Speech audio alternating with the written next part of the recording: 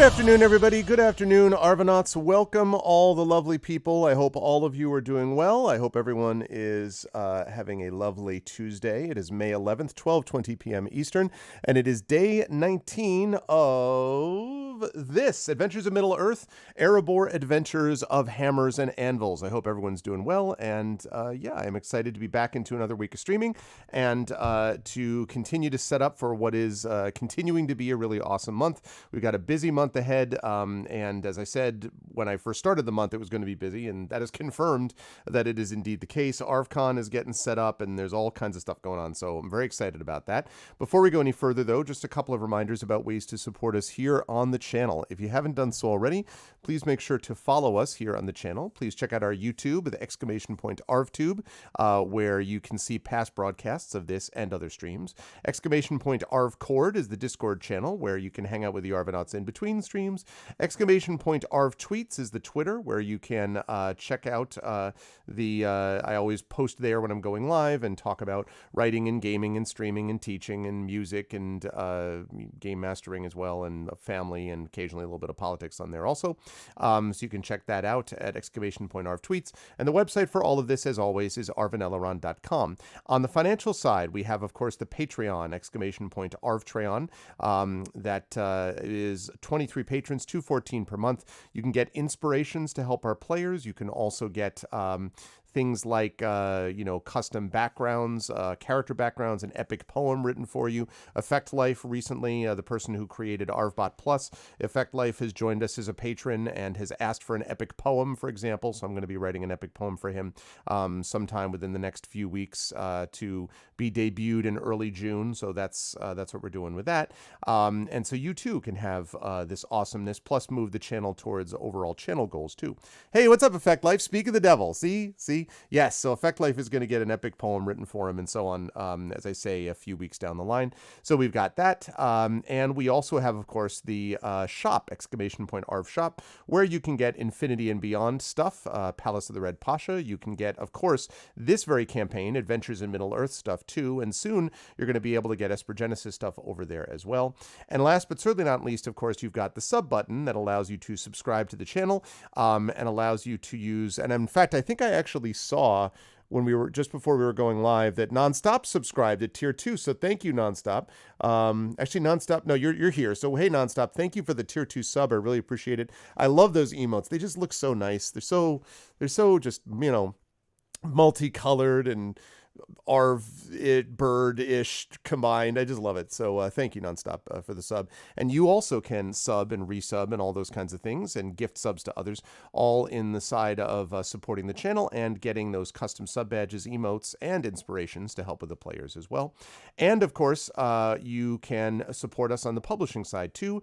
Exclamation point Icarus. Now, I do want to mention Icarus is my graphic novel, which has been nominated for the IBPA, Independent Book Publishers Award, Benjamin Franklin Award, their 33rd annual, I believe, Benjamin Franklin Award. And tomorrow night is the big day. Now, I have not yet heard from them whether we're allowed to restream it, but I'm at least going to stream myself. I'm hanging out with all of you watching it. So even if I can't restream it, I'm going to at least try to do a reaction to it. So I'll be hanging out with all of you, chatting, and then hopefully reacting with great positivity and joy when they announce the winners. It is Icarus, and 2 other novels are in the graphic novel category. They are all at least silver medalists, but one of them is going to be the gold medal winner. So I'm very excited, and I'm hopeful, and I'm crossing my fingers and all that kind of good stuff.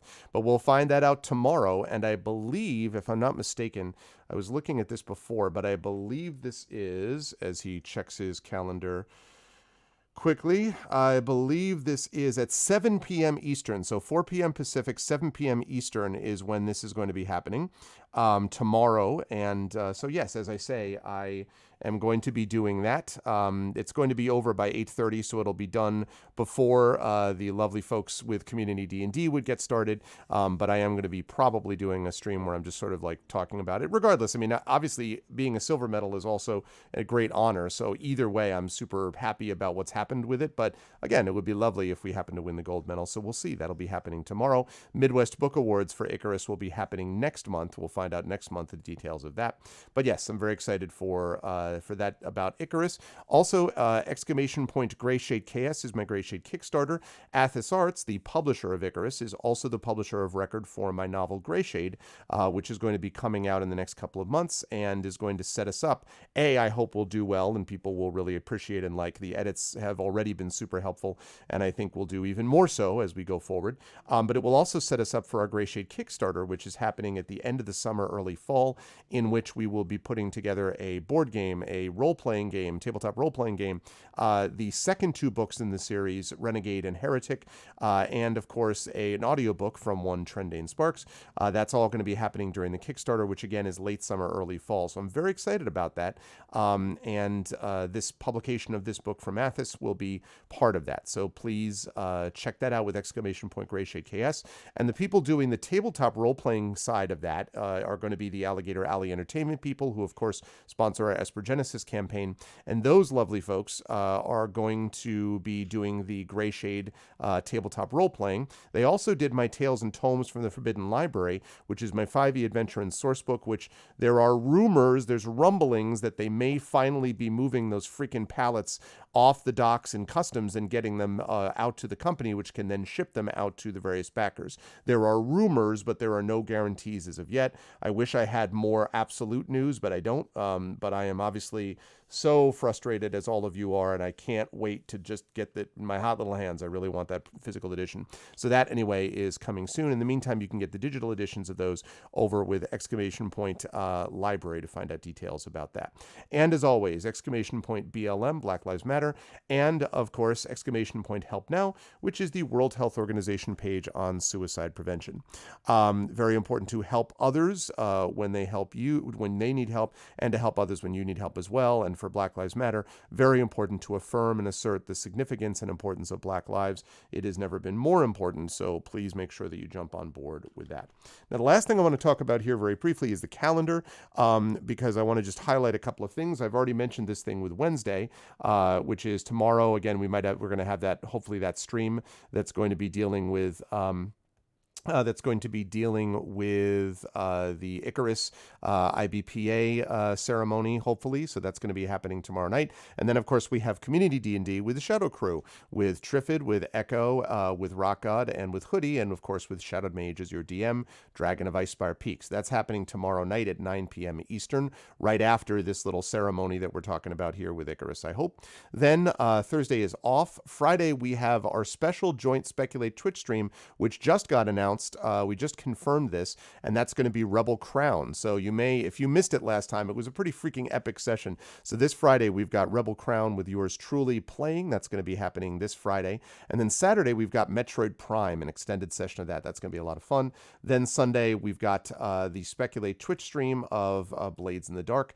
And then on from there, and I'm not going to go through all of these things right now because you can already see the calendar for yourselves. But I do want to highlight that. I also want to highlight that next weekend, not this coming weekend, but the weekend after, I am indeed going to be going down to Pittsburgh for my first in-person con in 14 months. It's going to be entirely outdoors under a massive tent, like an awning, basically. And it is a Three Rivers Comic-Con, which I've been to before. Little Arv is going to be with me, so we'll be there with Icarus stuff, which actually reminds me that I need to check with Athos about Three Rivers, because I only just got that confirmed today, so I didn't want to bother them until I knew about it, so I'm going to check with them about stuff. But so let me just mark that on my notes. Yeah. So anyway, that's going to be happening next week, or the week. Yes, next week, a week from this coming Friday. So we'll be there Friday and Saturday and coming back Sunday. I may be able to do some Legacy of Dragonholt on Saturday. The plan is for Esper Genesis to happen Friday the 21st. That will partially depend on travel plans. I'll have to see how that goes. Thank you, Triffid. I need to put a little thing up for that. So I need to double check on that. But as of the moment, anyway, Esper Genesis is going to be on the 21st, and then Legacy of Dragonholt is on the 22nd. The last last thing I obviously want to highlight is ArvCon. ArvCon is happening. Day one is Esper Genesis. That's Friday the 28th. Saturday, we've got this crew, Adventures of Middle-earth. I'm going to introduce to you in just a moment. D&D with GOG Storm King's Thunder. And then we've got Community D&D that evening. And somewhere in the middle there is going to be a brief interview with 3 scientists from the Damon Runyon Cancer Research Foundation, who are the beneficiaries, of course, Damon Runyon is, of ArvCon. And on Sunday, we are going to have the epic D&D with INB, and we're going to have the concert on Sunday night. That is going to be featuring Kilgore Trout. It's going to be featuring Zach Clay, and it's going to be featuring Jordan Indiana Gonzalez. So that's going to be awesome. That's Sunday the 30th. And then for Monday the 31st, we are going to have 2 events, beginning with Mike Underwood, who's going to be GMing a one-shot for, get this, 3 scientists from Damon Runyon. Those 3 scientists that I'm interviewing are also going to be actually playing in a game session, which is going to be super awesome. I really think it's great to be able to feature the folks which this event actually helps support. And so they're going to be playing with Mike.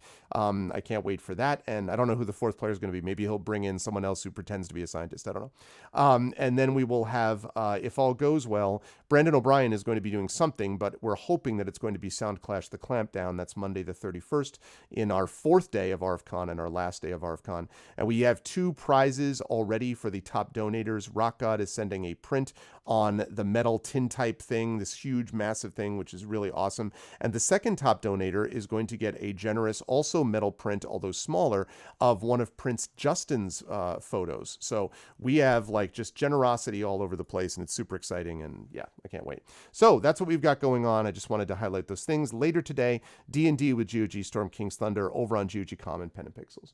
But right now, I'm going to unmute myself and apologize as usual for interrupting anyone, which I may well have done. And then I'm going to unmute them. And last but certainly not least, I'm going to bring us over here where you see the full crew awaits. They are there. They are prepared. And they are ready to rock and roll with finding out conspiracies. And as I was saying to Terry before the stream, combating dwarven racism, which was what we got at the end of last stream. So there's a lot going on. And of course, Amal doesn't know some of this, so you'll get this during the recap. I'm fully expecting that we got like what is the Middle Earth equivalent of QAnon? Like I don't know. Oh no, Quenya Anon. Quenya Anon. Oh my gosh. Yes. It's true. They're running a pizza parlor out of Thrun's toy workshop, and it's all bad. Yeah. No, it's this is we're going to see if this is a conspiracy-free zone, and you can work out what actually is true and what is not. But I'm very happy to have the full crew with us. Who again, you will be seeing this full crew at ArvCon, which will be happening in just a couple of weeks, in a few weeks on Saturday, May 29th.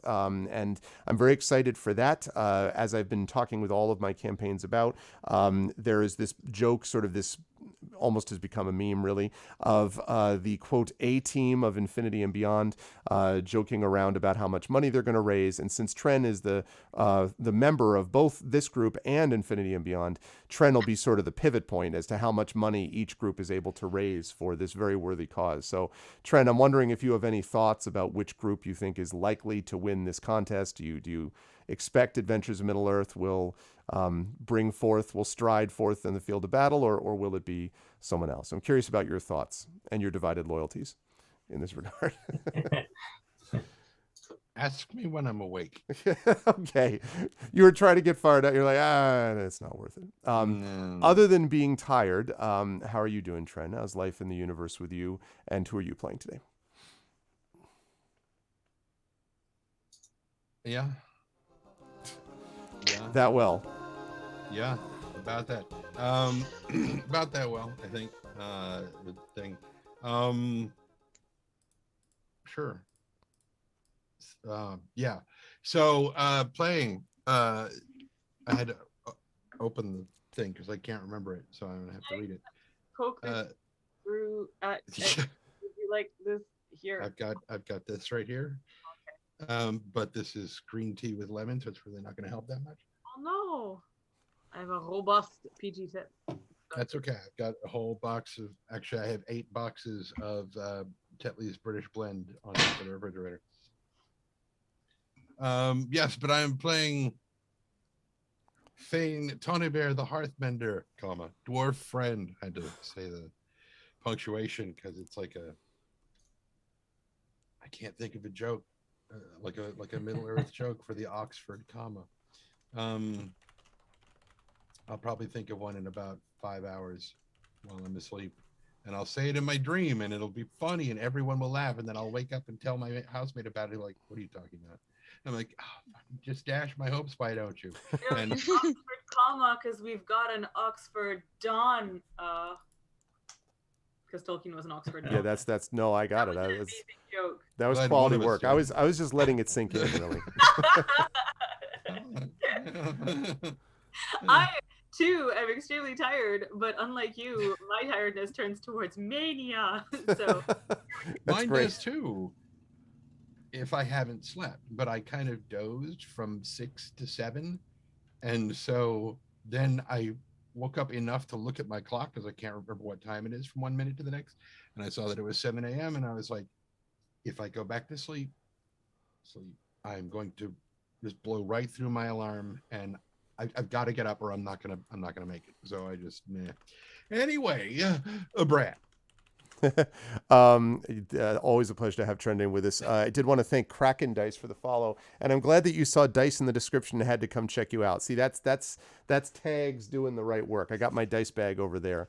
But yes, we are big fans of Dice on this channel and in these games, and we are a big fan, of course, of one Mr. Brad Bollier, who there are the boxes dice. of Chesic dice, and I know that Brad has got also like any God-fearing D&D fearing person has got their dice sort of ready to go and all that kind of stuff. And we are happy to have Brad with us. Brad, welcome. I should ask that actually.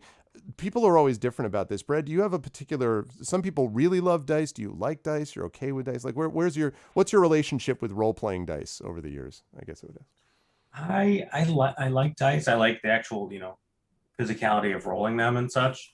That's always fun. But I lost my favorite set a long time ago, a couple of moves ago. It's kind of nostalgic because it was from Gen Con 15, 18, 20 years ago. Yeah. 20 plus years ago. I thought you meant 15, like 18. In the year 15, wow. In the year 1518. Yeah, and I still play with a gaming gang from high school. We're getting together for the first time physically in a year in next weekend, not this coming weekend, Nice. but the following. So that'll be fun. Everybody's been vaccinated and everything, so we're we're looking forward to it. So yeah, I enjoy dice. I always peruse the dice bins at Gen Con to see if I want to get a new set and such. And I think I did get one a couple of years ago, but it's not like the old one, not like the original set that I'm very sad about. Yeah, like the I actually have in there that my original from the red box with the white crayon, that you fill in. You've actually filled the numbers. So those are probably my first original set. And yeah, Kraken Dice. Listen, if you're, we should change that. If there are dice that we should check out of yours that you think are the best of all dice. I'm looking at the Twitter right now. Yeah. Oh, okay. So drop me, if you're able to drop me. Oh, let me take a look at this Imager thing. I'm just pausing, Brad, for just a second so I can look at this since I wasn't expecting to have a. Oh my God, is that? Yeah. Okay, so these are large dice. Okay, so these are considerable size dice. I like that you put them. I like that these dice are put next to soccer balls for comparison. Wow, those things are awesome. Well, listen, if you are interested in talking more Kraken, these are the best of all dice. You should drop me a line at arvineleron@gmail.com, and I will be happy to speak more with you about that. That's cool. Those look really kind of neat. The Black Plague dice, the glow in the dark stuff looks amazing. That's awesome. Yeah, please drop me a line if you're interested in speaking more. But Brad, when not involved with dice and things like that, how have you been? How's life, the universe, various book projects, and who are you playing today? Going well. I'm looking forward to. I have these grand plans each year to do a small garden of some type, herb garden. Peppers, maybe I like hot peppers, hot spicy food. Yeah, tomatoes. So this year, I did a number of years ago at my old house, but I haven't done it this house I moved to was several years back at this point. So I went and picked up just a few days ago a bunch of tomato varieties, some cherries, some plums, some big old beefsteak tomatoes. I got the whole kit to like stake them and make sure they have cages so they can grow properly and stuff. So I have high hopes, but it often not often. I don't tend to them as well as I should. So they're not as bountiful as they could be by the end of the season, because it's like 2 full months till they actually bear fruit. Yep. So I'm full of hope, and I'm also full of hope, as Bolabros took the treasure hunter, that we are going to solve this unfolding mystery.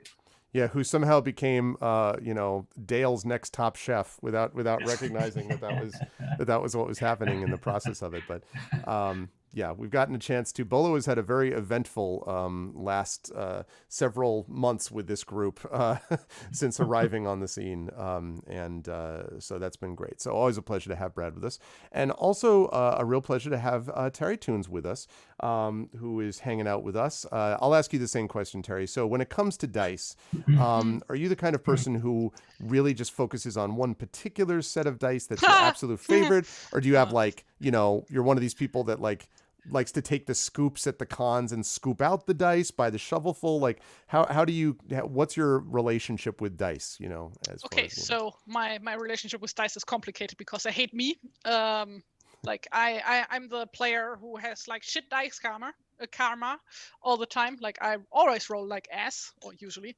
But aside from that, I'm the type of person who likes to collect really pretty dice, quality over quantity, basically. Right. And I do have some very rare sets, actually. I would show them right now, but I'm not at home. I'm at my boyfriend's place. So I don't have them with me, but I have got as a gift a set of dice from Obsidian Entertainment, which you can't buy anywhere. You can only get them from them as a gift. Nice. Which have every die is has a reference to one of the games on there, which is really nice.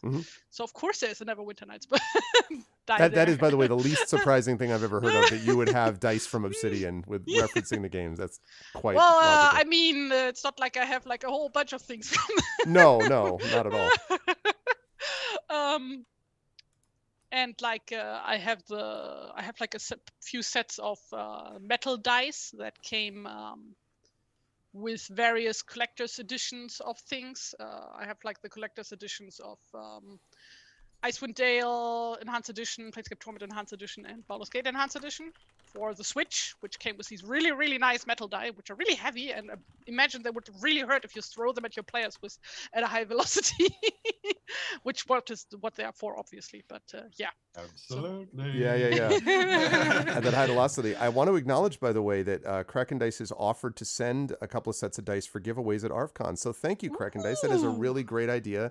Thank you, Triffity Mats, for picking up on my complete brain fart on not asking that obvious follow-up. I would have done so when I got to the email, but thank you, Kraken Dice. That's really nice of you. So very cool. So yes, so I actually have those are the ones where they give you the strong metal ones where you can hear the clunk when they hit the table, like those kinds of sturdy dice, Yes. Strong dice, as it were. When not involving yourself with sturdy dice and other such things, Terry, how are you doing, and whom are you playing today? I'm a bit distracted right now because my cat is missing, and I don't know where she's run off to. So if I look out of the window, it's because I'm maybe she is out there somewhere. But aside from that, what was the rest of the question? Who are you playing today? Oh yeah, that's right. I'm playing Thane Inge Homefinder, Daughter of Ida. Daughter of Ida, Council of Dine II. She is a dwarf of the Erebor, and and I have hay fever, so my throat is scratchy as all hells. And I like that Trent is actually in game. Tani is Inga's lawyer, where it's just you're right, like whispering. Yeah, she's a stonemason, and a clan chief by now.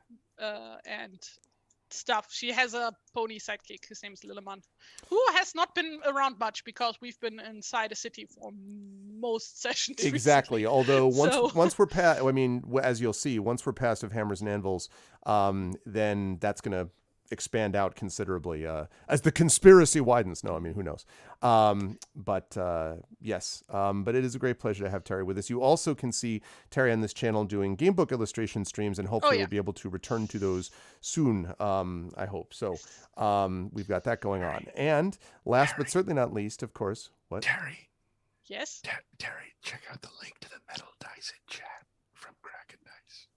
Sorry, please continue, Arv. In the Twitch chat. Yes, please. Arv, continue, please. Yeah, yes. It is also my great pleasure to have Amal Almantar with us. Amal, it's a pleasure to see you, and the awesome shirt that you and Trent are wearing, your respective characters.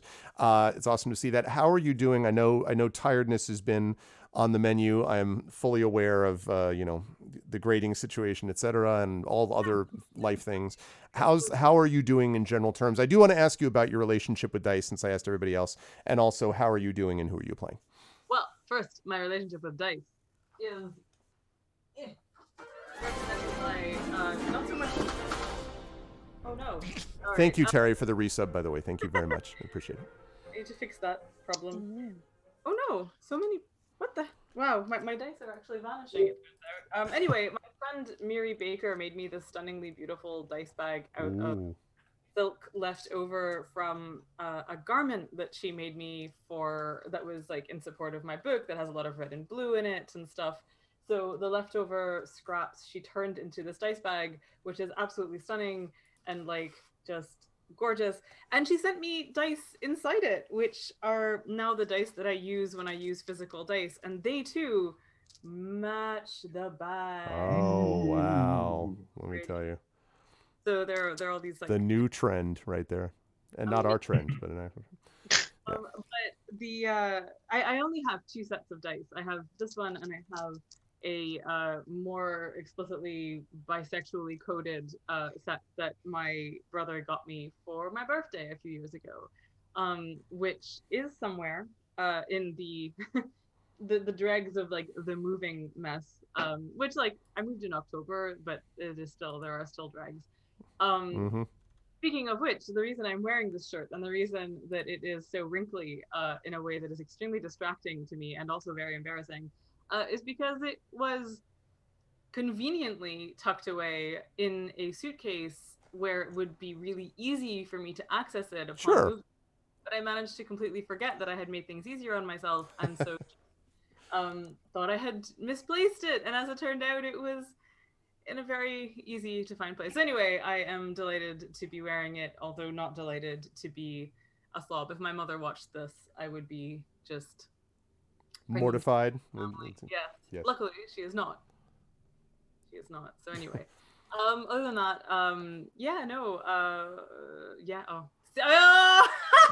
It happened. I do want to ask though, Amal, isn't Flying Enemy, don't you have a connection to Flying Enemy, and wouldn't Flying Enemy be able to notify a certain family member of yours if such doing would be embarrassing to you? I'm just saying, I think that Flying Enemy considers himself a friend of mine and would not betray me in such an egregious and terrible way. Flying Enemy says, I deny it, I deny you. Oh my god. If Arva gets us your info, we will send the river our buy-inspired dice. Wow. This is super generous of Kraken Dice. Thank you. And oh my goodness. Okay, Amal's going to look at those and is going to fall over is what's going to happen. I'm actually charging my mouse right now.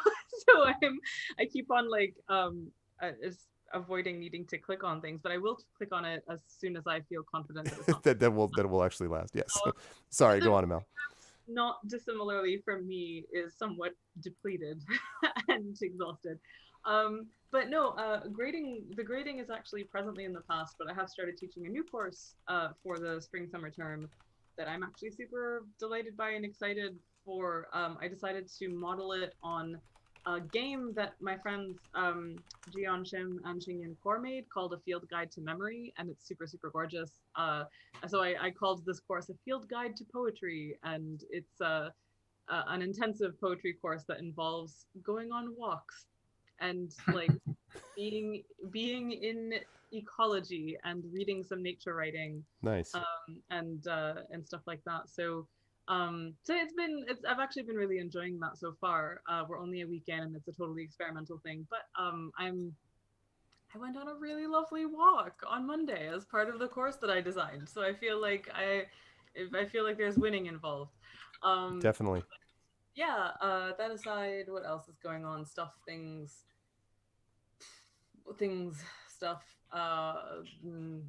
The less said about Ontario's rollout of vaccines is the better. Yeah. So, but there, that has started. So I'm excited that. Am I excited? I mean, I guess. my husband managed to book an appointment for 16 days from now. So when eventually I am eligible to do the same thing, it may well be later than that, but we'll see. So in the meantime, hooray for role-playing games, in which I can vanish away into there are no plagues in Middle-earth, right?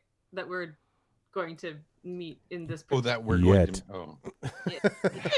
Oh. I mean, no, not at all. The shadow of Morgoth could be seen as I was plague, gonna but, say, let me just take a look at your shadow points currently. Well,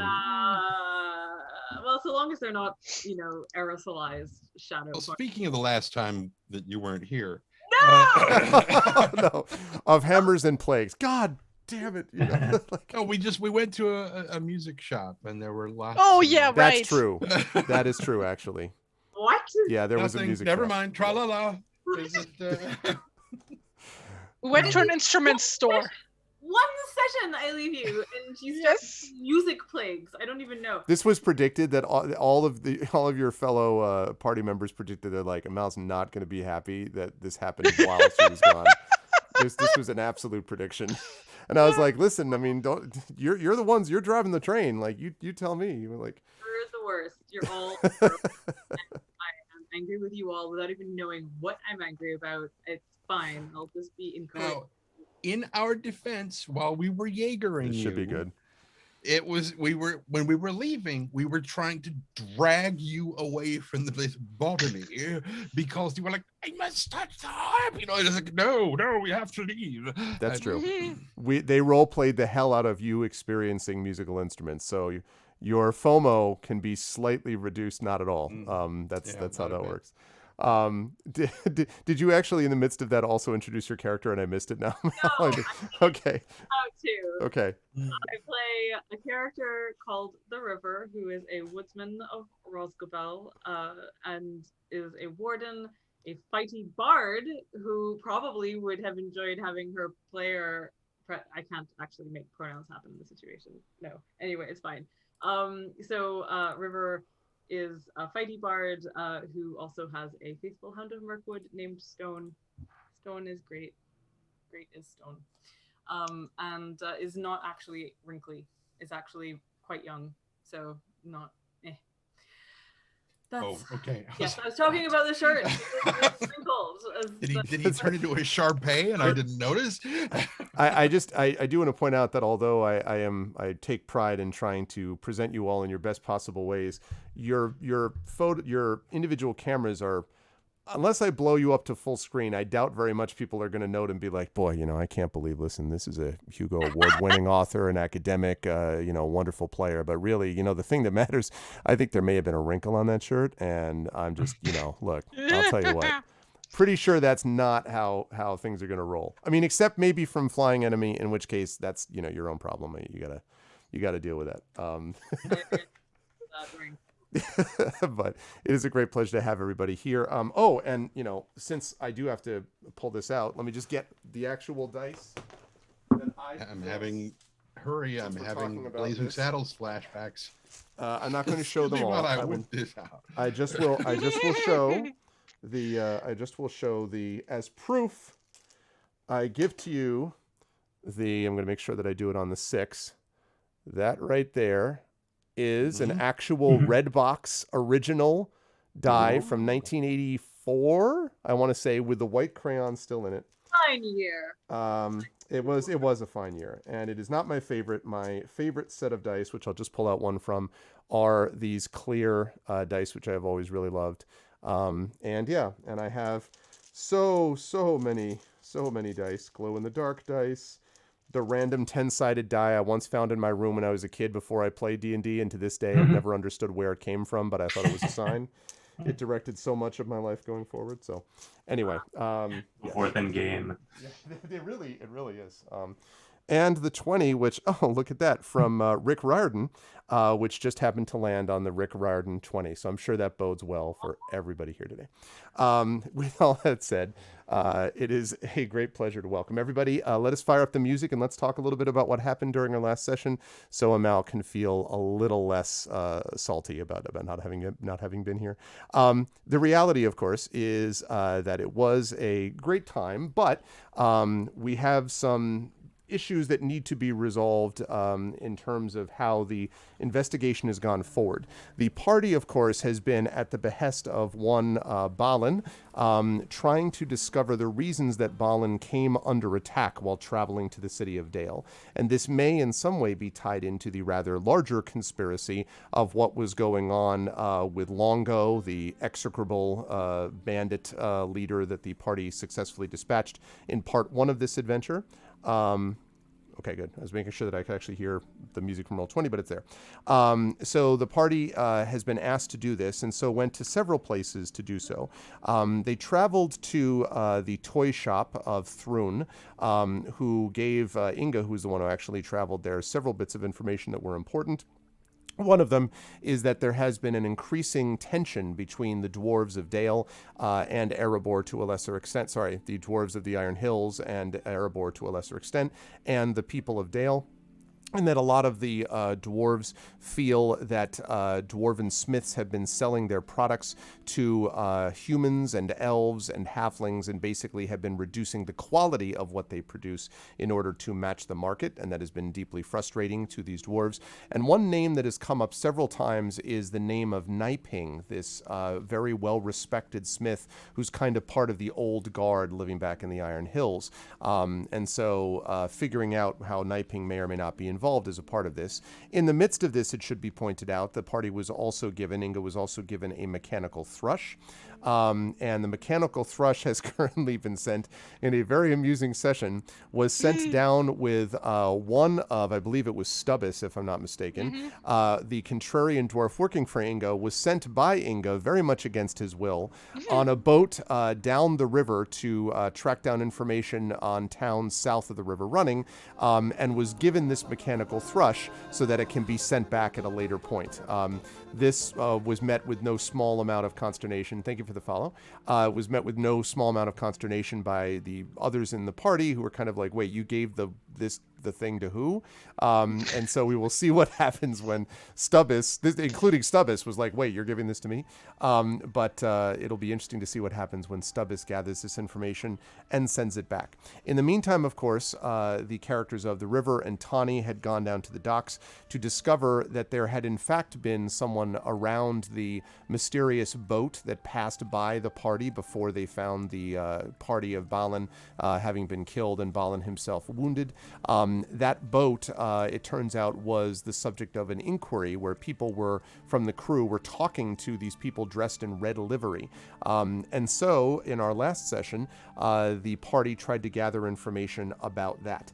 And what they ended up discovering was several things. First of all, they found that there are 3 lords, minor lords, but lords nonetheless, within the city of Dale who use this kind of red livery. One of them is known as Brynny, who is a nobleman from the northern Dalelands.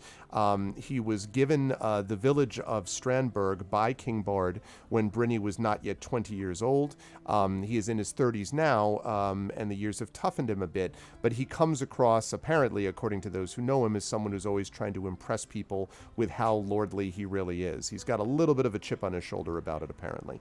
So they learned about him. They learned about Gunvar, Lord of Ashbrook, who they don't know a lot about him yet, except to know that the manor of Ashbrook is outside the walls of Dale, and he is also one of these lords who has some significant levels of ambition. And Thane Oscar, who is an older lord who was in Lake Town when it was attacked by Smaug in 2941 and is embittered. He was someone who was very well respected, but lost basically everything and is badly burned, his left arm left withered, and it is in fact Thane Oscar whom the party spoke to at the end of our last session. He was particularly known for his dislike of dwarves because he blames the dwarves' greed for the destruction of Esgaroth. And yet, from the information that Tani was able to gather from the healers of the city, I believe it was, that he was also known as honorable by all those who had known him. And when they ran into Thane Oscar, went to his home, they got both of those things in spades. Inga did not come with them, or sort of stayed out of sight, basically. But it was very clear that Thane Oscar was not a fan of the dwarves, but also that once you got past the bitterness and the I'm angry about my life has been destroyed type of stuff, that he asserted that he had nothing that anyone would want. He was certainly not interested in getting involved in any kind of shenanigans against the city, despite his bitterness at them, and that what the party should be doing is tracking down Gunvar and Brynny and finding out what they can from those, execrable lords. I think that's the second time I've used execrable in an event, in a session. I think I deserve an award for that. 15 minutes. Yeah, so that's right. What is execrable? What? Non-pooping. Yeah, just utterly Constipated? but like the meaning is basically despicable in the extreme. Like just like you can't even look at them type of thing. So anyway, that is the deal with this. And that was what we got at the end of the last session, was this encounter with racism and all of that. We also found out, the one other thing I wanted to mention about the musical instrument thing, is that the party also went to visit Guion, who is a middle-aged dealer in musical instruments, who had a house in the residential quarter. The boat that was actually his boat originally, it was stolen. And it was stolen, which put him in a great rage because it was to be a gift to his younger son. So when they actually went and talked to him, he spent most of his time screaming and yelling about the fact that the city hadn't really investigated it adequately, and they couldn't believe that, this is the way they ran things, and it was supposed to be something for his son, and blah, blah, blah, blah, blah. But he did have one bit of information besides vitriol against authority that he was able to give them, and that is that he found a piece of paper, an envelope, I believe it was, that had a letter that was written in plain parchment. And when you had given this information to them, I believe this happened, right? Or is everyone remembering this, or are people not remembering this? There was a note that was in this letter that had information.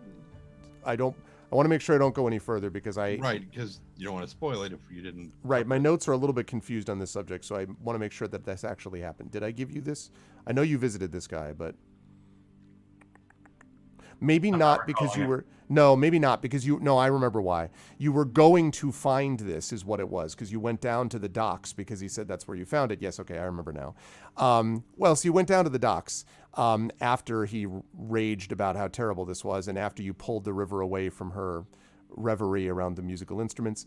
And when they got there, you found, what a surprise, the boat was already burned out of all recognition. It had basically been burned by someone who apparently did not want the party to find what the boat might have contained. And so that was when the party went and found Thane Oscar. And so as we pick things back up here, it is not too long before the party is supposed to go report back to Balin. And there is still Brynny and Gunvar to find out about, and other leads the party may want to pursue. It'll be up to them. But the party is definitely looking at quite a few threads dangling that need to be tied up. With that, I'm going to hand things back over to them.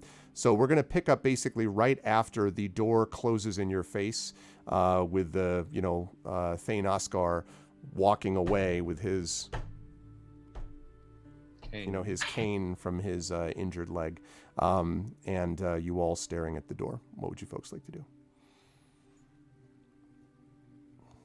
So remind me, Brynny and what's the other lord? Gunvar. Gunvar. And which of them is the one with the chip on his shoulder?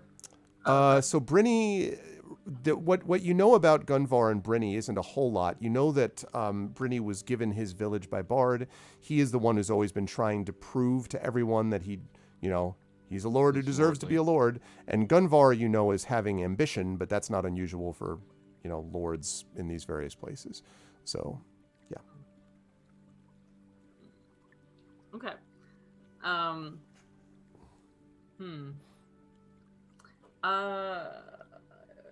Gosh.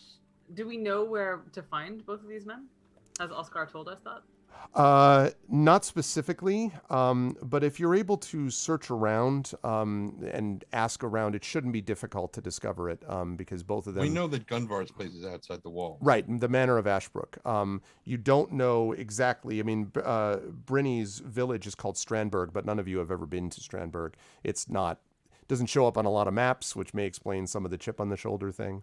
But yeah, so you don't entirely know, but it shouldn't be difficult to find it down. In fact, Tani could probably even or all of you could check with Cardis, the captain of the guard, who could probably tell you also about where he is.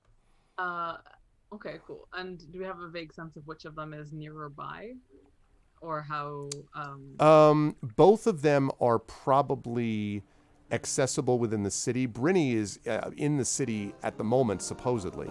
In terms of where his village is, I'd need to take a look at the map, but it's probably farther away than Ashbrook would be. You just which said is pretty it's not close on to the them. map, so... Aha! Yes, that's true. I did. So much so that I don't actually know exactly where it is. So, and the last thing, the confusion about the parchment thing, we did not actually see. No, so you did not actually find that. But that's, I think it's helpful to know. I think, in fact, he might even have said that there was, you know, supposedly some, you know, stuff in the boat. But of course, you didn't find it. The other thing is, of course, no one has yet told this guy who is already about to, you know, run and, you know, with pitchfork and torch in hand to City Hall. He was already angry, and nobody's told him that his boat just got blown up either. So now he's going to be real unhappy, you would suspect. So sorry. Okay, sorry. I'm still putting this together. No problem. Currently seeing Guyon. Guyon is the guy that you had seen previous. He was the one who owned the boat. The guy that you just saw was Thane Oscar, who was one of the lords that was under suspicion, and maybe still is, I don't know, under suspicion of having the red livery. His servants have red livery. So. Did we tell him that the boat was burnt? I'm sorry? Did we tell him that the boat was burnt? No, I don't know. I don't know that he would have cared. He doesn't seem to care about that many other people other than himself at this point. Okay. We mostly talked about the red livery people that we had, you know, that we knew of, and tried to find out if they knew their whereabouts, if there were any sets of livery stolen, if they were all accounted for. And so just to be clear, the boat that burned is the boat that we saw full of people heading south? That's correct.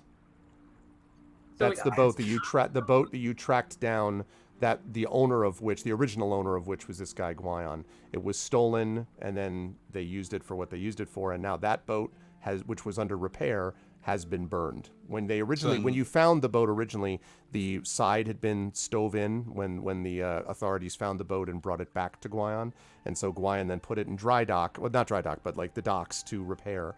And so you were like, let's go check out the boat, and when you got there, and he had purchased it for his son because his son liked to go fowling down the river running. Yeah.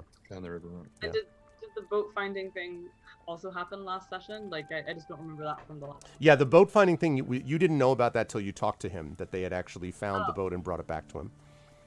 Okay. Yeah. Okay. And Oscar said that he does have men who wear the livery, but there's so little of it left because everything he has is gone.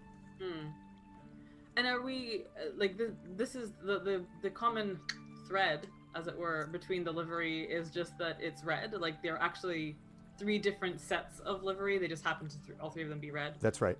It's not a usual color for Dale, for lords in Dale. Most of them don't use that color, so that's why it is a little bit easier to kind of narrow down. Okay. And are we absolutely sure? I just want to I'm trying to get, like, the emotional valence of the session that I missed. Sure. So is we're absolutely... Oh, my cat's being really cute and burrowing in a very distracting way. Sorry. So, we're absolutely sure that Guyon was telling the truth and didn't actually just, like, torch his own boat to get rid of suspicion and stuff? I seem to recall we did manage an insight check, and it was pretty well locked on that he was not faking his unchecked rage Okay. at his son's boat. Bad customer service. Bad customer service. Yeah. Okay, cool.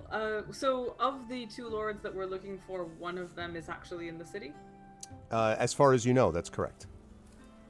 And Okay. that would be Brynny, although you don't know exactly where, but he came to the city apparently to look around and pick up trinkets. When you were gathering information about Brynny, you heard from a lot of folks that said that he was a little vain and kind of, but also just constantly being like, check out, I'm a lord, I'm a lord, right? I'm a lord, right? There's some of that chip on the shoulder that remains from his younger days. Okay. Well, River is going to suggest that that we go looking for Brynny first, as the person who's in the city, and as the person whose motivation she can probably most suspect of complicity in this sort of thing. We don't know as much about about Gunvar yet, right? Correct. So River's going to say just. I suppose if we speak to Cardos, he might be able to tell us where a lord is staying within the city, whether we can get an audience. Oh, yeah, I would imagine so. We can certainly. Doesn't hurt to ask. All right. And is Inga with us, or did she just stay out of sight, or is she somewhere else? I think Inga just stayed out of sight, I believe. Yeah. She stayed like 2 streets away or something. Like went to a cafe there and just waited. Okay. So yeah, River's going to mutter something about maybe Inga can actually come inside of the other one's place. Not at Inga, obviously, but at like the bad man. Yeah. Sorry. Ugh. Everything is distracting. So yeah. So I think that. Oh, sorry. Is.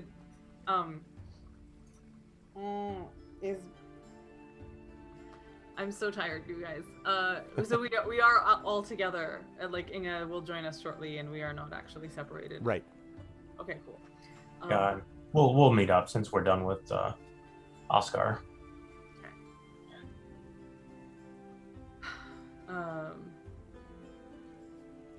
Yeah. So as we kind of like make our way to Cardos or something, River will ask the rest of, like, well specifically we'll ask Tawny and Bolo.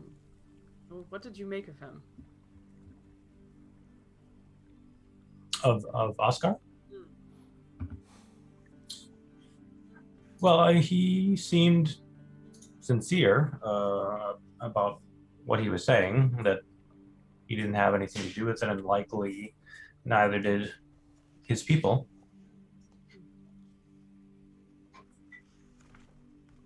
I would say... Go ahead. I was trying to remember. We didn't roleplay this, but I went to to Brindle to try to find out anything I could about these 3 dwarves. Yes, that's right. And there was 2. I can't remember what led us sort of to Oscar. I think the general feel was the general question was, had anything strange happened with you finishing your sentence? No. Something happened with. Oh, There, now you're unfrozen. It's like something strange happened with someone with like a blowgun. Like something happened. So try again. You basically froze at something strange happened. Yeah, and then you froze. You locked right there. Bolo collapses in the street. Exactly. The conspiracies everywhere. New clues.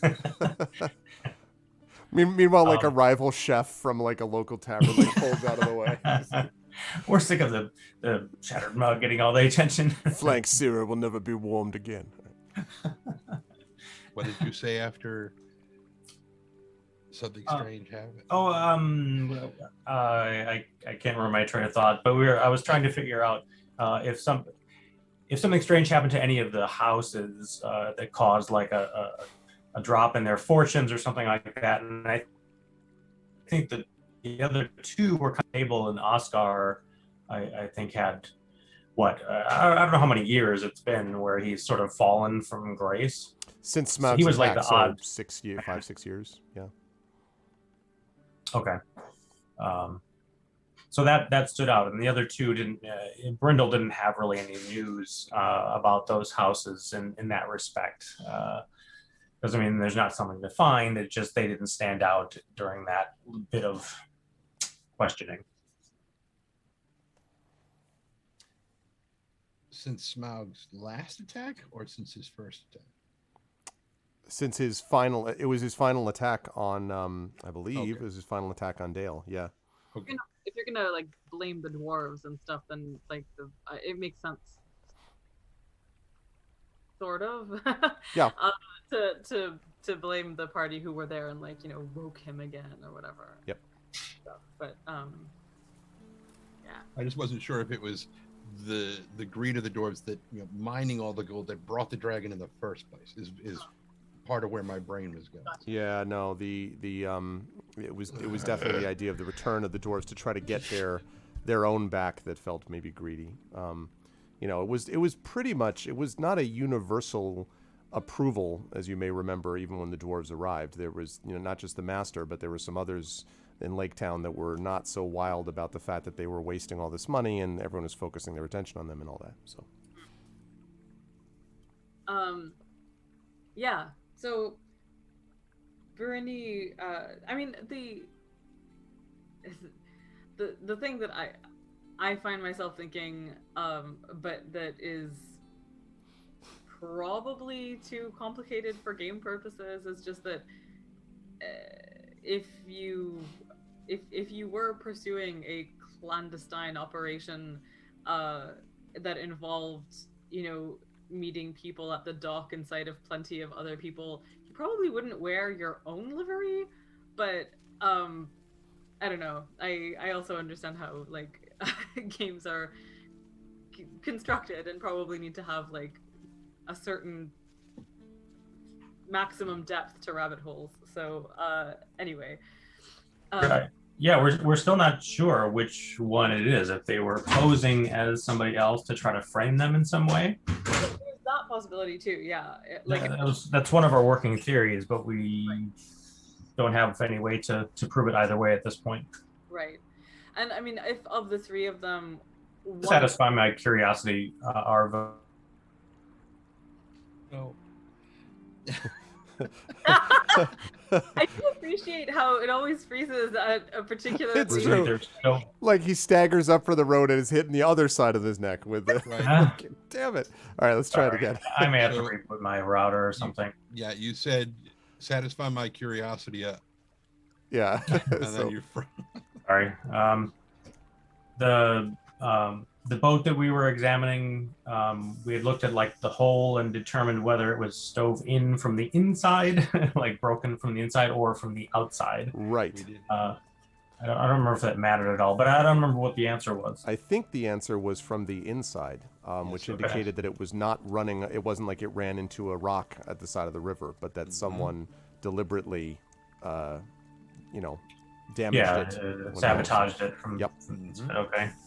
All right. Oh, so we did get to examine the boat before it was burned? No, this is just what you had gotten. This is only what you had heard from those who found the boat originally. So you never really got the chance to find it. I think when you got there, the boat is not utterly destroyed, but it's pretty close. Like it's mostly just, which was the other thing that was clear to you was that this isn't a natural fire.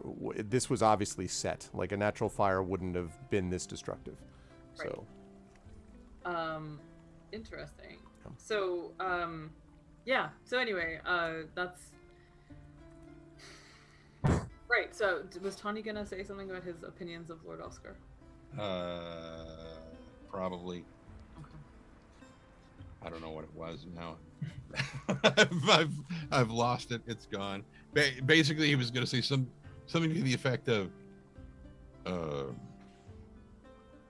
the descriptions we received of him were accurate.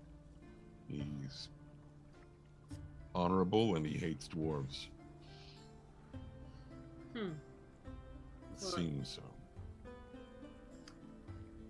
Interesting. Well, I think that we should go pay Lord Brynny a visit. If for no other reason than because he is presently in the city. And if that's an unusual circumstance for him, given that he is usually outside of it and he happens to be here while boats are burning, it might be reason enough to go and see. Do we want to gather information, or I'm sensing that we might all be more like perform and action oriented than play things out oriented today. So do we need to gather any information to go to find him? No, if you want to go find him, it shouldn't be that difficult to do, I think. Assuming that everyone's on board with that, but I just want to make sure if that's what you're all in agreement on doing, then a couple of well-placed inquiries allows you to track him down, and he is currently, Oscar was up in this,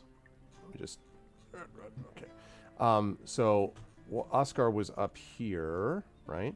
Mm-hmm. So the area that you go to with him, just bear with me 1 second while I get the map up. The area that you find for him is in the Ravensgate district, and Ravensgate is found actually pretty far over, number 2 on your map. So where'd my 2 go? There we go. So over on that side, yeah. So Oscar, his house where you were was starting, was fairly run down, looked like it had once been, impressive. The place where Brynny is currently staying, yep, I see it. The place where Brynny is currently staying is actually over here. And it is outside of this. It is one very nice home that is clearly not dilapidated. And you can see as you sort of come up to the outside of it, he has several guards that are clearly not city guards, but look to be dressed in red livery, sure enough, that are standing outside. It looks quite opulent. And this particular area, I think most of you, having been in Dale for a little while now, certainly Ingatani and the river would know this. This area is kind of known for being, how do I put it, the place where you go when you want to sort of show people that you're all that, you know what I mean? Like, you spend extra so you could be like, well, I was at the Ritz-Carlton because of blah, blah, blah. Even if in terms of overall quality, you can get a better meal at a flank searer, right? But, this is where people go if you want to see and be seen. So when you come out here, you can see that the signs are all newly painted. The road, is particularly fine right in front of this spot. And there are 2 guards that are standing in front of Brynny's house, waiting stiffly as you arrive.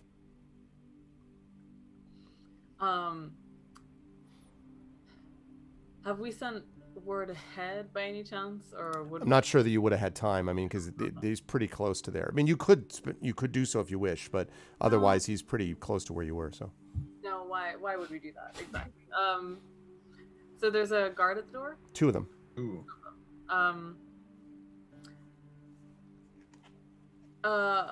River will step forward and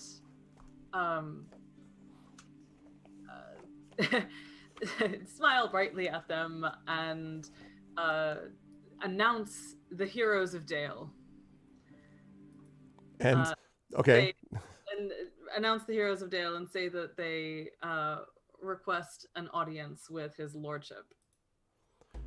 And so they kind of, the one looks you up and down, has this very fierce mustache, and kind of and looks at you looking like Sam Elliott in his 40s, right? And says like, the heroes of Dale. Well, I do recognize you. You wish to see the Lord Brynny? Yes, we do. Please and thank you. Do you have a previous audience with him that you scheduled? No. Well, I will see whether he's available.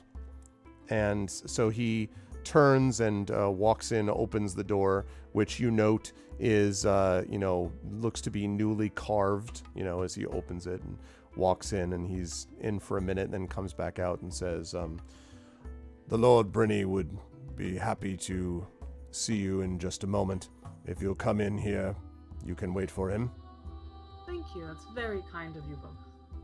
And so he leads you in to this very nice sitting room where you've got chairs around a table with a bowl of nice-looking fruit, right in the middle of the table. And there are chairs around it. And there are paintings. And you notice that the paintings seem to be, there's 2 or 3 of them, and the 3 actually on each wall, and then one window outside, one window leading to the outside of the road you just came from. And the portraits are all of Lord Brynny doing various things. One is sort of him standing dramatically in profile, kind of looking out the window. Another one is him with his hand on the hilt of his sword, which all the fighters in the party, so particularly Inga and the River, would know. It looks like a sword that looks real good and would probably break in 3 seconds, right? If it actually impacted a legit weapon, right? Like that. And then there is one of him standing in front of what looks like a manor. And there is the manor is clearly like it's painted almost as if you were taking it from the ground up. So like it dramatically is above him, as he sort of stands there like this. So you wait there. The guard bids you to wait and then leaves.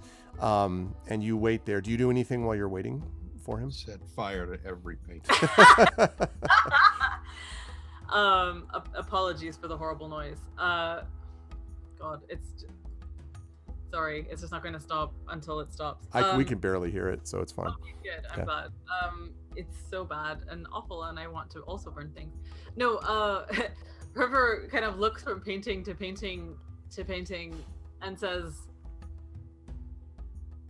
I don't know a great deal about art, but it strikes me that a man must have a tremendous amount of leisure to pose for hours, demonstrating just how much leisure he has in portrait form.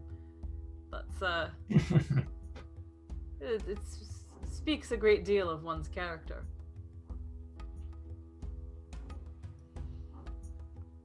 There was a man I knew many, many years ago who told me many things, most of which made no sense. I mean, they were just stupid. They made sense, but they were dumb.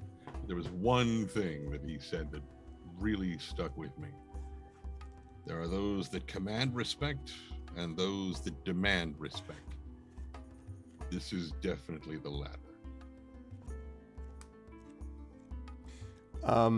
As you're having this discussion, by the way, many minutes have gone by. It's been like 10 minutes and he still has not come down. So help me, if this food starts putting us to sleep, I'm going to lose it. Oh, that's funny. Actually, wait, what? It's a reference to another campaign in which Tren and his party were done wrong by the Grand Vizier of that adventure. And put into an opulent room with beautiful food that as soon as our rogue started eating it, he was like, and he was out. Yeah. And it was like, they're not a fan of this guy. I'm yes, just thoughts. Is there so besides the painting and the fruit bowl, actually, are the paintings, out of curiosity, do they depict him like at this manor or at some other place? Definitely not at this place. Some other place. Yeah, it doesn't look anything like this place. Okay. Is there actually in these paintings any evidence of like the red livery that is his? Absolutely. Every single one has got him with a red cloak or a red, some kind of red stole, or shawl, or like there's red is figures prominently. The two things that figure prominently are three: red, him, and land, because in every one of these things, even the one where he's holding the sword, it's set against the backdrop of these rolling hills, and behind him, even the manor, you got the manor, like the house towering above him, and then there's hills to the side of the house. So everywhere you see red, him, and land of some kind. This is a super long shot, and I don't actually expect to see this, but I'm very curious to know if there is any evidence of like embroidery in these paintings of his like cloaks and stuff. Like, was this someone who actually patronized Kilda as well? Does not look like it. In fact, if you had to guess, as you're looking at it more closely, River, make an investigation check for me, please. 20. The embroidery is shite. Okay. I think like River would so as much as she doesn't know about like painting, she does know about dyeing thread, I think. Oh yeah. But it's Bob's discount embroidery. It's like, morbid. Oh, yeah. Dying, not dying. she also knows something about dyeing. Yes. Of thread. Well, to be fair, dyeing fabric takes a lot of piss, like literal piss. So yeah, it's absolutely disgusting. So that's a 15. 15. So, one thing you notice as you're looking at this, River, is that these, all of these paintings look as if they have just been hung in this room recently. And again, you know that this house, as you understand it, was rented. So it looks like these paintings have been hung up. And so the paintings themselves look pretty new, not just hung here recently, but they also look pretty new overall.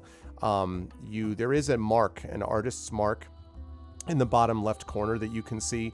You're not familiar with the mark though, and it definitely is not embroidered, and it does not have anywhere near to the level of Kelda's exquisite craftsmanship. So, does Inga recognize the symbol? No, it is not familiar to Inga at all. But it's not unusual to have a lot of minor artists that will come up with some symbol, but totally unfamiliar to you. Definitely not dwarven either, I should say. Is it like is the art itself actually like of quality, or is it just like a depiction of him? It's one of those things that like if you look, not as you said, you don't have a huge art history background for the River, but from what you would say, the focus definitely seems to have been put me in this picture somehow. And the elements that I mentioned apparently needed to be there. You've seen a lot better. The quality's fine, but it's you look below the surface, the gilded cage, right? Yeah. Yeah. I think River is going to kind of, she's gonna point this out, like the thing that she notices, like, huh. And she's gonna say,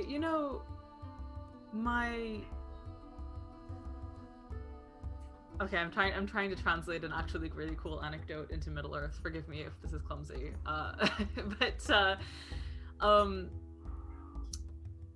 My mother once told me a story about these people to the far north of here. There was a fruit that grew in the south that was highly, highly prized. This was many, many years ago. She couldn't tell me exactly what the fruit was or what it tasted like, but it was a fruit that looked very strange and was very notable and was very rare. And because of its great value, it was often reproduced in the north. It was the subject of pottery and art, and people would make, would put it on their dinnerware, and often it was the fruit itself was so prized that it was actually more expensive to own the fruit than it was to own the representations of the fruit.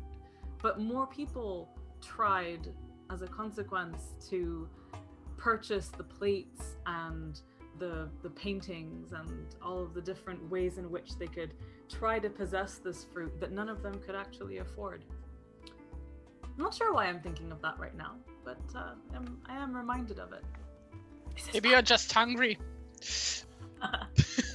And you hear a voice behind you as you say this, Inga, and it says, "Well, if you're hungry, then by all means, please eat." And as you turn around, you see someone, the way to put it would be sweeping into the room, I think.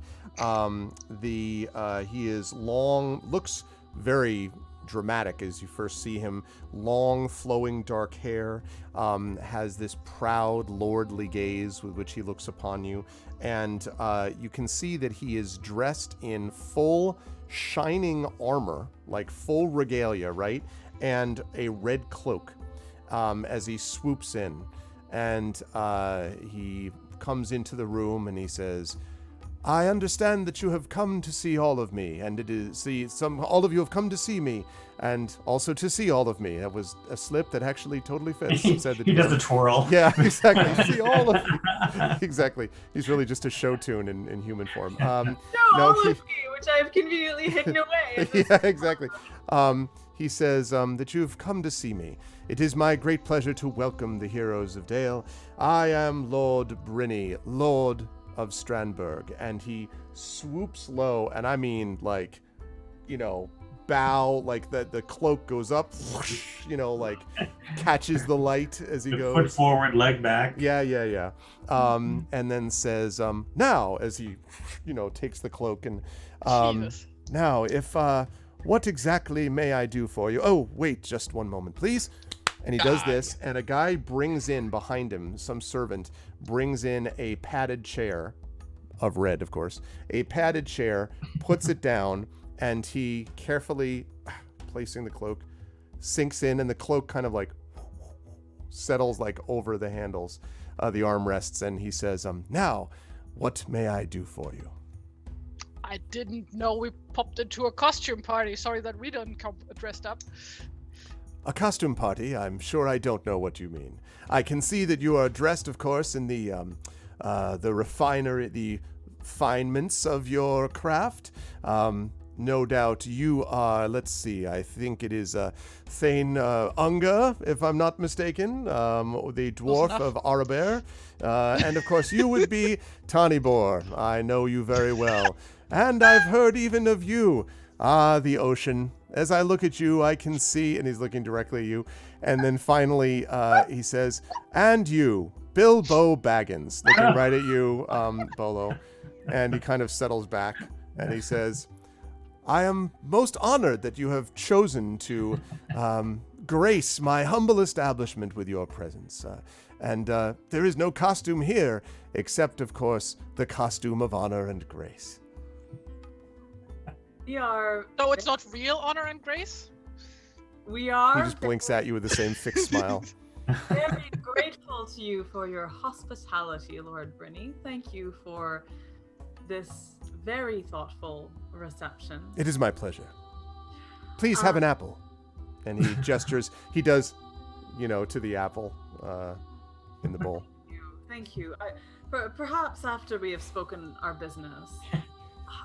I will take an apple and start munching. Okay, so I want to be clear. When you take a bite, it's like, so you all know the Delicious. Yeah. The Red Delicious wax hotel apple. You know what I'm talking about? The one where you're like, it's been there since 1975. Like that's so you're like, so you take a bite and you're like, it's edible-ish, but it's not good. Anyway, on you go. Sorry, River. Okay. Mushy and drippy somehow. Yeah. Oh, yeah. And Fuji for life. Fuji for life. Sorry. I slipped the remains into my pack, like surreptitiously, turn to the side. River says, River, who was totally going to introduce everyone and suddenly has chosen not to, says, you have a very lovely home. I'm particularly struck by the colors that you've chosen to employ. This red speaks of rarity and nobility and great expense. Oh, well, thank you. I would, of course, my modesty. Tell me, do you appreciate as much the quality of, and I must correct you on one small matter, it is not in fact red, it is in fact known as heirloom red, a particular kind of finery. I am most appreciative of your kind regard of it. What do you think of it? And he kind of leans forward. What do you... Wait. So is this like just generic red dye which just grows everywhere? Yeah. Okay. I mean, it looks maybe a little darker than normal, but it's pretty much like it's probably red. just more dye. It's red, yeah. Like. Well, certainly it seems rare enough that I can only think of 2 other noblemen, if I'm not mistaken, who make such use of this color. I beg your pardon. There is not a single noble within this city who uses heirloom red. There are some, of course, who use maroon red, or, of course, some of the tradesmen who use simply red. But those who use heirloom red, well, that is very unusual and only unique to my particular home. I had it specifically and specially sourced. You see, it is rather a quality native to my people, and of course of my village, Strandberg. My manor and holdings have exported this color to everywhere. So there's a bit of pride, you might say, in just a little bit of pride. the clothing. Yeah. He looks at the cloak and admires it. As you pointed out, I cannot help but recognize my foolish error. You're absolutely right. There is no other red quite so crimson as this, quite so saturated as this. And in point of fact, that is why we're here. We couldn't help but spot some gentlemen wearing what could only have been your livery, it being so exceptional, it being so remarkable, down by the docks on a certain gives day and time. Mm-hmm, right. The docks. Yeah. I'm sorry, my dear Ocean, but it is not the case that my men would spend any time in the docks. The docks. There are people who spend time in the docks and people who don't spend time in the docks. Of course, some of my servants might go there if they were dealing with particular trade concerns, but I am not here for that reason. In fact, I'm here with a very small retinue of only 30 servants. Normally, I'm trying to stay somewhat incognito, you see. Normally, I might come in with more than this, but no, none of mine would have gone down by the docks, and certainly not wearing my livery with... Oh, no, it might get dirty. He's sort of like scandalous, Can I make an insight check? Sure, you can. While she's doing that, are any of his men in the room? No. Or is it just us and him? It's just you and him. Wow. Yeah, that seems unusual. Mm-hmm. Yeah, once the guy put the chair in, he left. He was like... Is the room scented in any way? I would say with a very light...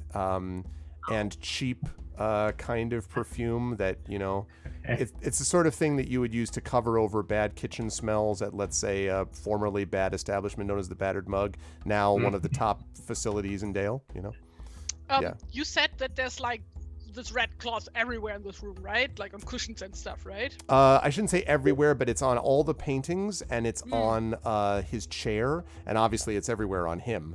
So, for sure, but there's that is not the like case. a tablecloth or something, or a curtain or No, whatnot. but although, now that you mention it, you notice, now that you think of it, you do notice that in the fruit bowl, we have the apples, you have red grapes, there's a lot of red. So yeah, Drakkar Noir. That's a good, yes, Fly Enemy. Love that stuff. Everyone's cologne from when they were 13. Okay, so It didn't exist when I was 13. So yes. As far as so you had the 9 was the insight. Yeah, I mean, you get the impression that he seems genuinely scandalized at the thought of his men going down to the docks, like slumming it, like you get the impression he's definitely, but who knows? I mean, he's also scandalized at the thought of anyone not paying attention to his beautiful cloak, which he continues to kind of look at on and again. You notice he keeps making little adjustments, like, Not tailored for him. When he is he wearing gloves or anything? Yes, absolutely he is. What color do you think what they color are? are the gloves? Red velvet. Just red. Okay. Rip. Okay, so Is there any cake? I want to do a bluff. Not that please, you if I see, may. but you could ask him. I mean, I want to do a bluff. If I red may. velvet cake, right? There's got to be I some was in going here to say, somewhere. yeah, no, of course. You want to do a bluff? Okay. Yes, and that is like Inge goes. Well, this is a really, really nice cloak you have there. Mind if I inspect it more closely? And, Well, certainly. Steps I mean, up to him. and so he says, and he's like, of course, I'd be proud. Now, please be very careful with the fabric. Of This course. is particularly delicate. Of course. And so you can do this. Now, are you... Yeah, so tell me what you're doing, what you're actually trying to do. So before she asks it, she actually wet her finger with her tongue and runs it over the cloak to see if the dye rubs off on her It finger. It does not do that. It does Oh. not do that. So it's at Okay. least a little better than that. But as you rub it over the cloak, you do notice that it's rather... I don't know. So it's like... Here's my red velvet dice bag, right? Mhm. It's much coarser than this. Like, as you kind of feel, it's like... It has like this little, almost like plush feeling, and then right below the surface, all you have to do is push down the slightest bit, and it's like... Right? So it's a little coarse. Velveteen more than Velveteen, yes, is a good way to put it, yes. Faux velvet. velvet. Crushed velvet. What do you think? I hope it meets with your approval. I've had it refined on multiple occasions. It's so difficult to find the right kind of thread these days. And there was all that business with, well, the thread that was being shipped in. Scandalous. I can't even imagine. But yes, what do you think? He looks up at you, Inga, and does the... It sure is a cloak. He kind of sinks back looking vaguely disappointed. Yes, it is a cloak, yes. Can you remind me of the information that we have on the people wearing that livery was that they were talking to the people on the boat. That's right.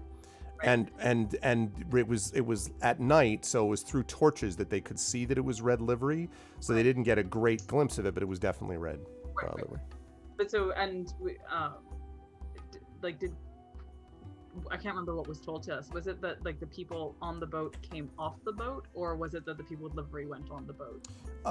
It was that they were talking next to the boat, and that as they were speaking to them, members of the crew were meeting with these two men right outside, so like standing, next to basically the boat.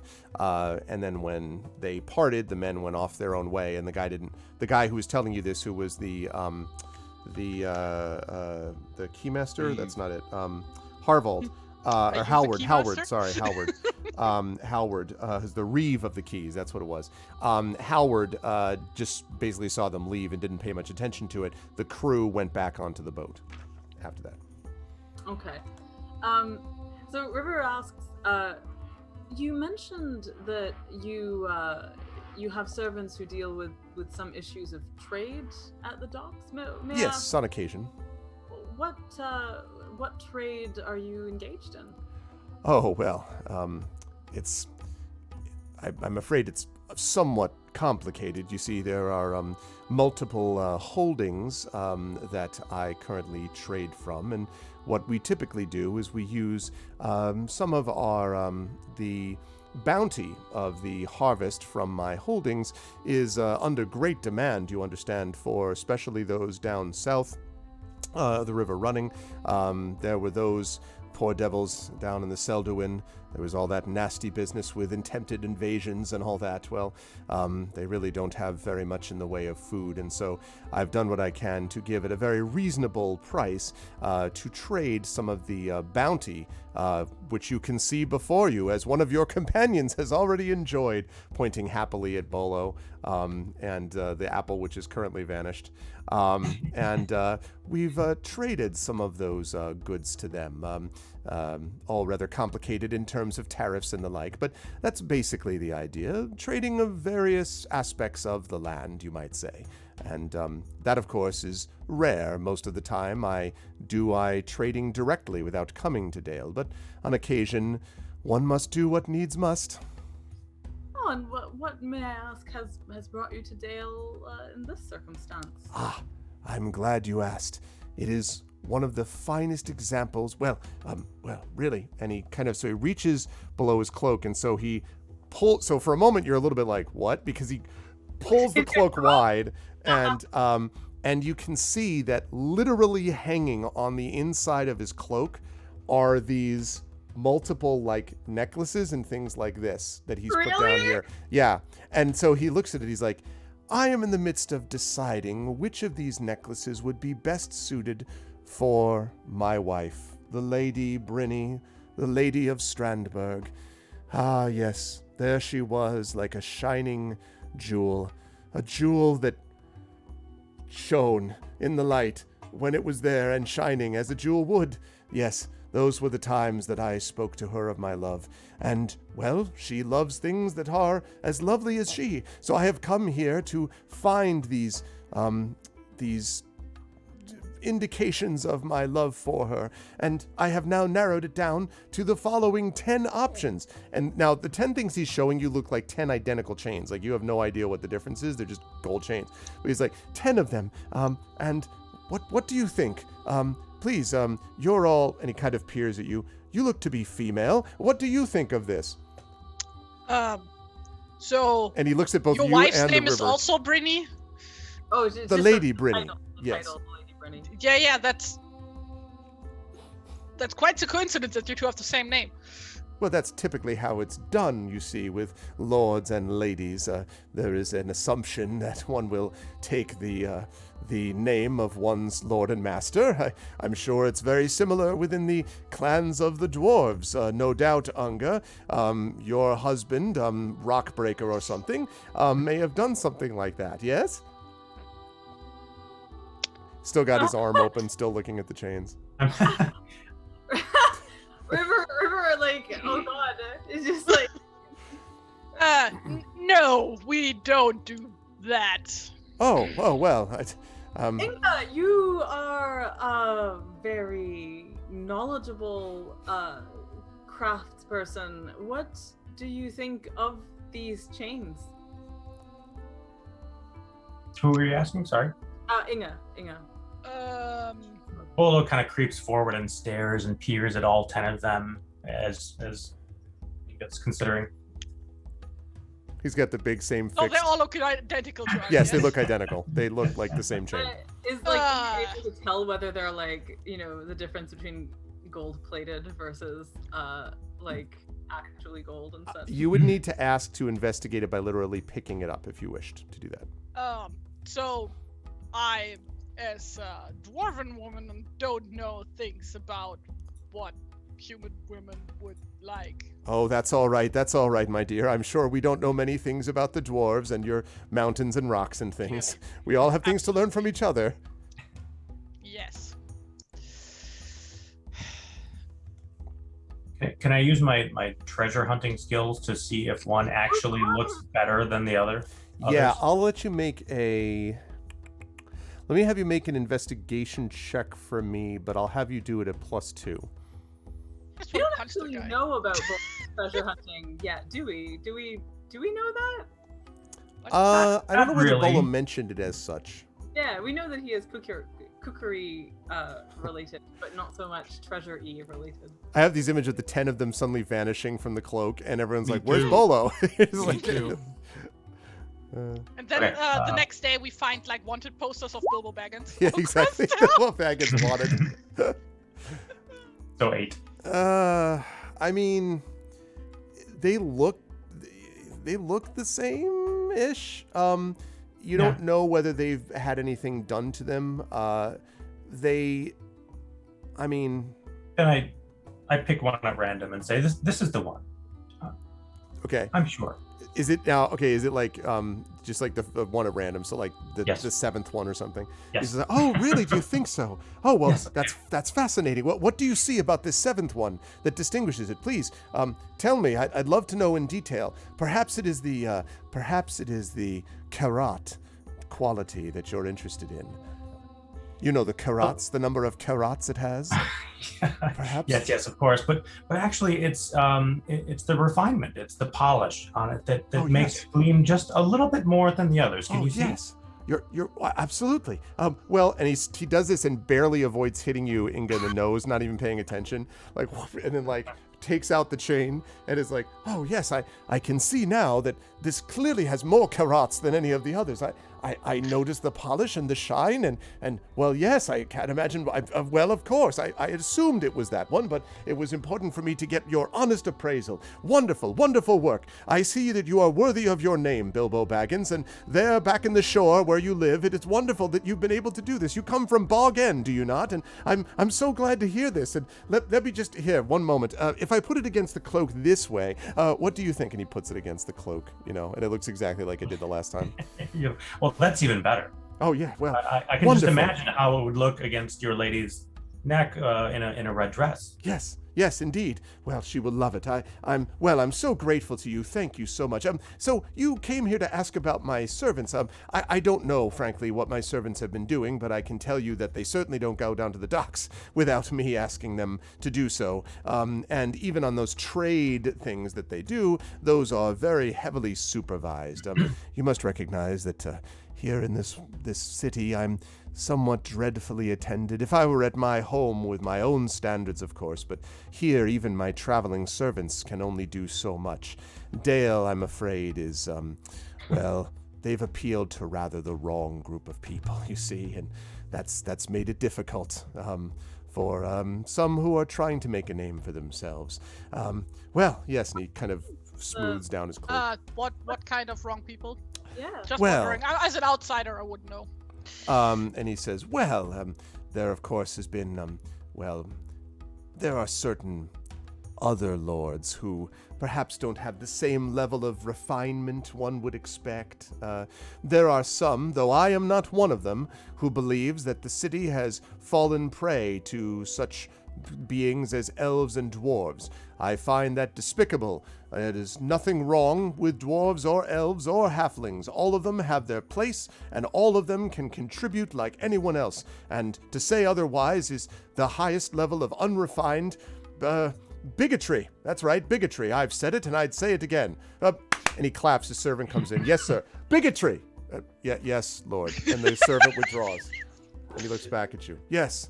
Bigotry, that's what it is, and I won't have it. Dwarves have every right to be here, just as you sit there. I'm glad to have you, as some of my best friends are dwarves. And he folds his arms. I was waiting for that one. What a laudable sentiment. Well, thank you. I try to have a certain enlightenment about me. Most among your fellow lords, would you say, is likely to espouse these other views, which are so despicable? Well, I mean, one, of course, is that pathetic, mewling fool Oscar, who spends most of his time in the places, in the palaces, complaining and whining about his body that's been burned and about the destruction of his holdings and on and on and on and on, as if King Bard would have anything to do or say about that. Were it not for King Bard, Oscar wouldn't even be alive. And who does Oscar blame? The dwarves. Well, it's scandalous, I tell you. Ha! Oscar. And then he has the gall to say, do you know I told him once that I thought that people ought to know their place? And he accused me of being a fop. That's right, he said it, a fop. He said I was a fop who was too interested in my own wealth, and I had let my people go poor and devastated and paid no attention to my land. And I could not believe it. It was utter madness. Here I was, trying to come and sell some parcels of a particularly recalcitrant peasant, and I'm being told that I don't care about land? Ha! Well, let me tell you. No, Oscar, now there's a bigot you don't want to spend any time with, I'll tell you right now. Question. What is your opinion of another lord? What was his name? Gunvar. Gunvar? Well, Gunvar's little house is pleasant enough, I suppose. Perhaps nice for a third summer home. But Gunvar himself, well, his ambition. Gunvar, you see, would, if he could, be the Lord of all Dale. Not that he'll tell you that, though. No, Gunvar keeps all these things to himself. Gunvar, who once looked at me and said that I was the lord of a swamp.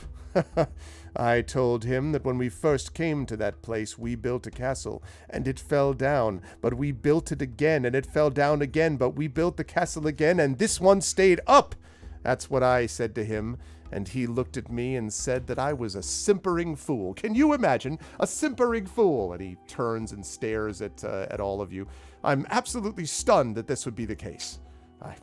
Just scandalous. Anyway, Gunvar is ambitious beyond his means, and those who get too ambitious may suffer a fall. Not careful, the way I've been, gradually working my way up, until I've had a more expansive holding. And he kind of leans back and his arms encompass all of the paintings around him. I believe you had a question, though, Tanibor, if I'm not mistaken. Yes, I did. You have mentioned your holdings several times. I was wondering if you can tell us where Stained Bog is. Oh, no, of course. It's Strandberg. Yes, whatever. Yes. Well, Strandberg is a place, they are to be found here in the Northern Dale Lands. If you were to look at the north here of Erebor, the lonely mountain here, right in the center of the Northern Dale Lands, there are my holdings, places of great fertility and wealth and prosperity, managed this way for the good of my people, yes. Managed for them. And he looks up and sort of gradually lifts open his cloak so that the light from the window glints off the gold and hits his face in profile as he's... What does Inga know about that region? Because I'm relatively sure the Northern Daylands are known lands to her, but let me double check. Yeah, and in fact, let's pop over to the Wilderland Adventures map. So, Strandberg is to be found right here, pretty much almost dead center of the Northern Dale Lands. The Dale Lands are, it is true that they are somewhat, there's a decent amount of farmland there. It was not a particularly fancy place when you first began your travels, Inga, but definitely there are places where, in the aftermath of the attack of the Battle of the Five Armies and the attack on Smaug, Bard did give a lot of holdings to various people in that area because he wanted to encourage people to settle and to create more greenery. Confidentially, having something in the center of the Northern Dale Lands, not all that far from the Grey Mountain Narrows and from these places where, like, if you were to look here and you were to go, the goblins went east from Gundabad, this is the path they took over the Grey Mountain Narrows into the Dale Lands, just skipping Mirkwood altogether. So that's not the place you would necessarily choose. And you would know also that from, Haven, Haven is, far greener and more pleasant, and but the Dale Lands is it's like Phoenix, you know what I mean? It's like, where people go totally. When they think they know what Arizona is like. I'm sorry, I'm being really cruel to people who live in Phoenix. There is a certain group of people that thinks that only one place. No, I do too. But there's a certain group of people that thinks there's only one place that's nice in all of the Southwest, and it happens to be Phoenix. And they all think that that's the only place that matters, not Flagstaff, which is beautiful, and a bunch of other places there. So just saying, it's that kind of place.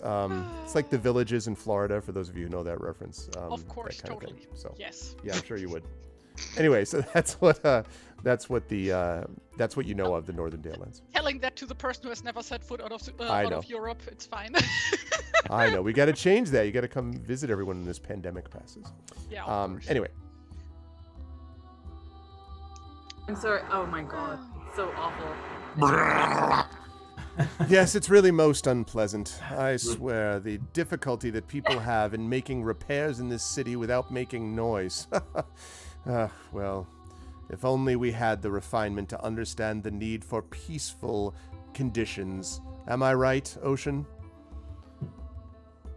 Get a quieter hammer, really. Velvet covered. The question that I'm struggling to have River ask over this horrific noise is,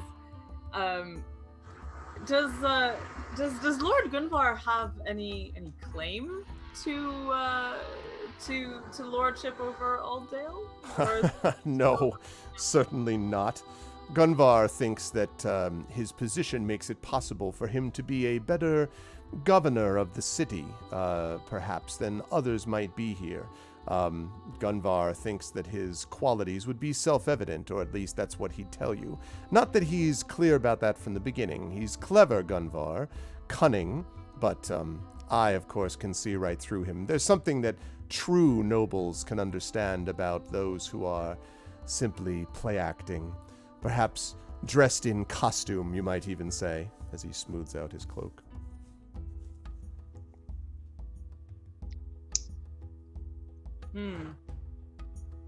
Well, this has been a delightful encounter. If there's nothing else, perhaps I can invite you to have some more of the fruit. The red grapes are particularly delicious, of particular Derwinian vintage. Perhaps you could have some of those. If you have any other questions, please let me know, but I do, unfortunately, cannot stay for much longer. My duties, of course, require my possessions as well. Yes, certainly. May we speak with some of your servants? Well, you certainly may if you wish. Of course, there are my guards outside. There's Argvang, and Argvang apparently comes in. Yes, sir? Argvang. Ergvang, Lord. Yes, Argvang, yes. I just wanted to let them know that you existed. Very well.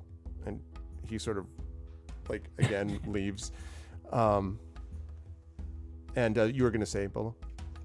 Well, if I can catch him before he goes, I just wanted to ask if is there anyone who might have reason to want to paint you as the culprit, your house as the culprit of doing these strange things down at the dock? A culprit? Strange things? What do you mean? All I know so far is that you've told me that there are 2 men wandering around in red that have gone down to the docks. Is there more? Oh, dreadful. They haven't taken away some of the red dye, have they? No, just a full ship. Whoa. Dreadful. There was some business with a boat that was damaged and then burned. What? Scandalous. No. First it was stolen, then it was damaged, then it was found again. Doubly scandalous. And then it was burned. It could triply scandalous. Darwinian design, much like your grapes. Oh, if somebody was wanting to paint your house as being involved, they might have used red livery to do so. Do you think? Is there anybody who might do that to you? Well, I can't imagine. I make it a point of keeping up excellent relations with all that I meet. It's very important for me to listen to others. I often ask them for suggestions about my house, my paintings, my clothing. Well, that may be true. Yes. I ask everyone's opinions about those things. I try to speak to everyone equally. But there are people, by your own admission, who have called you certain names. They may hold other sorts of grudges. You wonder why? Yes, this... I can't... Well, there was... yes. There was one. I remember them. Huh? They were having a discussion. Now, this is very important. Engvald! And he calls, and Engvald, whose name apparently may be Engvald, but anyway, Engvald comes in. Yes? Engvald, don't enter this room again until I call for you. Engvald, leaves again. And he says, right, now. This is very important. Several days ago, I was in the market looking at various parts of, this, whoosh, narrowly missing Inga again, as the cloak goes open and shows the necklaces, and then whoosh. And he says, and I was speaking to one of the jewelers, and suddenly someone came up from behind me. I could feel them. They were right there. Their presence was right next to me. And I looked at them. I looked at the jeweler, and I knew immediately I had to act. So I turned around quickly. And do you know what I saw there? Do you? I don't. I saw there a boy. That's right, a boy. There they were, standing, dirty hair, rough clothes, staring right at me. I said, "What do you want?" And they said, "Nothing, sir. Just some food." And I said, "Well, you won't get any here, you vagabond." They left, but I knew as they went that they had cast their eye back upon me. Part of this conspiracy may be to flood the city with the poor, and to create those poor around all of us, to have those poor find all of the nobles, and to cast their uncertain circumstances upon us. Perhaps even to, I know this is dreadful to say, raise our taxes. Yes, it's terrible. I cannot even imagine. It's horrible. But in any case, perhaps that one, perhaps the boys of this city, the young poor people of the city. Yes, my lord. Perhaps they are responsible. Thank you for your time. Yes. We very much. I would be happy to do I could take a statement if you wish. I'd be happy to give you a full statement of all of it. Actually, I could have him painted. Go ahead. So Inga throws up in her mouth a little bit when she hears him talk like that. Yeah, I figured. Yes, Tinnybor, Yes, you were saying. me, yes, the other person. You mentioned that you usually have a much larger retinue with you. You only have 30 with you this time. And knowing that you have such a prolific taste in refinement Yes. and keeping things as pristine as possible, Yes, indeed. I presume that you would never deign to have any of your people in soiled livery. So you probably keep a great deal of spares just in case something should happen to you.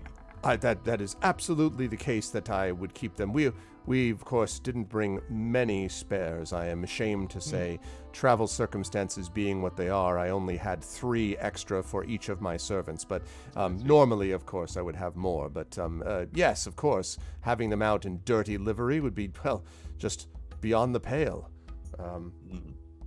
Also, River seems, River, you're like, well, this guy... Without any horrifying noise behind her, River says, "Thank you so much for this information. I'm certain that your tenants in your holdings will be delighted to partake of your stance on taxes, and that you certainly wouldn't be taxing any of them. And I find that very high-minded." Yeah, well, thank you. I appreciate that. It is important, of course. I always know the significant privilege that I possess that must be given to the poor. That is why I always make sure, at least twice a year, that I go out to the people of my holdings and give them a personal signed portrait of myself, that they may place it upon the wall and see who it is that watches over them. I recognize that that is at great cost to me, but it is important that we give back. I believe the children are our future. Teach them well and in an opportune moment where he swings around his cloak again, yes, which he probably does, Inga would like to try and snatch a necklace or two. Really? Pure spite, yes. Okay, let's see.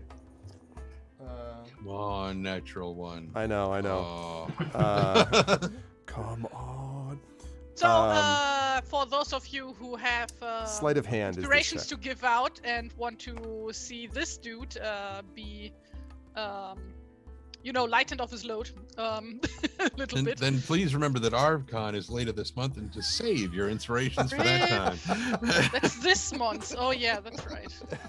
Okay, but this would be excellent if I got to do this. Just saying. Yeah, then this just roll well though. On the first. Okay, so sleight of hand. Sleight of hand. Where is it? There. Aha! Wow. Ignore the double roll. The mouse is crap. So, okay, 21. Let me. This is going to be an opposed roll. So let me check his. Let me check his perception. I pull up the. So I pull up the page to pull up the WotC dice roller, the online WotC dice roller. And the first thing it has recommended on my Firefox Pocket is the best ways to spot a liar. That's awesome. Oh man. Okay. Let's see. So, right. Okay. Let's see how he does with this check. It is. I get to tell you that he critically failed. He has no idea. Awesome. He's just like, Good. he's looking this way, and so you're just like, whoosh. So, in fact, you do so well with that, and he does so poorly. Which one do you want? Do you want to take the 7th one that was pointed out as being Yes. particularly good? Okay. Absolutely. Okay. So What? you- Tell it back to him. No. I have a better idea. Oh, okay, so you grab it from him, and he's just like, well, if there's nothing else. I just pocketed. Okay. He kind of We're gonna swoops find over. that boy in the marketplace and give it to him. Yes, that was the plan. So he says, all right, well, if there's nothing else, I will have to bid you a fond and sad adieu. You're like, adieu. oh, Adieu. one last question. Adieu. Which, He struggles with it. Well, Yes.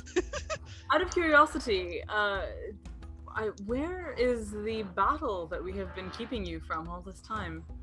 Oh, well, it's not a battle. It's simply that I have You're some wearing work. armor. Isn't Oh, that- well, this is, of course, and you see the shining ceremonial mail, and he says, this is the mail of my people. It's a long-time heirloom, quite old. It's been in the family for a considerable period of time. Now, Inga, and I would say probably... Wait, before you say. Uh-huh. You did say it was plate armor, right? Yeah. And he just called it mail. Yes. Plate. Okay, good. Just making clear. Could be plate mail. He like, giant. So, Inga, you're pretty confident since you got up close and personal just now to take away a necklace from him. You're pretty confident that this thing looks like it's too like it just came off the lot. You know what I mean? It's too shiny. Like there's no way. There's no age to it at all. And it's like a car that has way too much chrome on it, and you wonder what it's hiding. That's what this is. So this is like super shiny. And he says, yes. So I always make sure to wear it if I can as an honor to him, and of course as a symbol of what the Strandberg holdings really mean and why. Gleaming mail light profile. Out of curiosity, does he actually look like his portraits? Yes, Does okay. he does. Oh, so he doesn't look like inexplicably better in his portraits, right? No, but he definitely looks. like he looks quite posed enormous in his chin portraits. And No, like no, biceps and stuff. No, the portraits are right. Just that as far as how he looks, but they are. You mentioned color saturation. They're very. That's a good way to put it. Like pastels would not be this guy. Like they're very. Woo. Probably colorblind. Oh my god, did he at any point call anything red that it's actually green? That was would have in the been room? really funny, but no. He did call things red that were red. Can I Okay. just have a quick, since the horrible drilling has actually briefly stopped, what did Tawny actually ask him? Because I could not hear it over the horrible noise. Was it about delivery? Like, If they brought extras in case any of his servants got their stuff dirty, so that there would be extra red livery laying about. so we're pretty clear that he doesn't actually have servants here, right? He's got like the one dude. All you've seen is the one dude and the guards. That's all you've seen. So I think that River is ready to take her leave anyway. And she'll look around and basically say, well, thank you, thank you, Lord Brynny, pointedly not mispronouncing his name, for, again, your kind hospitality. You've been very helpful. Well, it's been my great pleasure to be of any assistance that I've been able to be. It is my great honor to have in my own room the great and good, if I may say, great and good, Ocean, Unga, Bilbo Baggins, and Tinnybor. And he swoops, whoosh, cloak. And as he swoops and his cloak goes out, you briefly see the list of 10, except there's now only 9 because of the one that's obviously missing, but he doesn't even notice. And then whoosh, and then like squints at Inga, like, Okay. As you Maybe return scouring the home- whole place. For Yeah, I love the idea that Inga's got the same, shit-eating grin while he's walking out, just like, you know. As you return home, I bid you safe travels, Lord Brony of Stankbag. And He kind of like, he just, hmm. Tawny's out. the Yeah, door. yeah, He he's- is gone. He's not even waiting for the correction or anything. He's just gone. And Lord Briny departs. Can we say hello to the servant? before Sure. we- He's actually waiting right outside the door. River says, you serve your lord by choice, do you? Well, yes, my lady, I suppose. So to speak, I served his father as well, and it seemed the only thing to do. Are they much alike? No, well, I mean, somewhat. His father, well,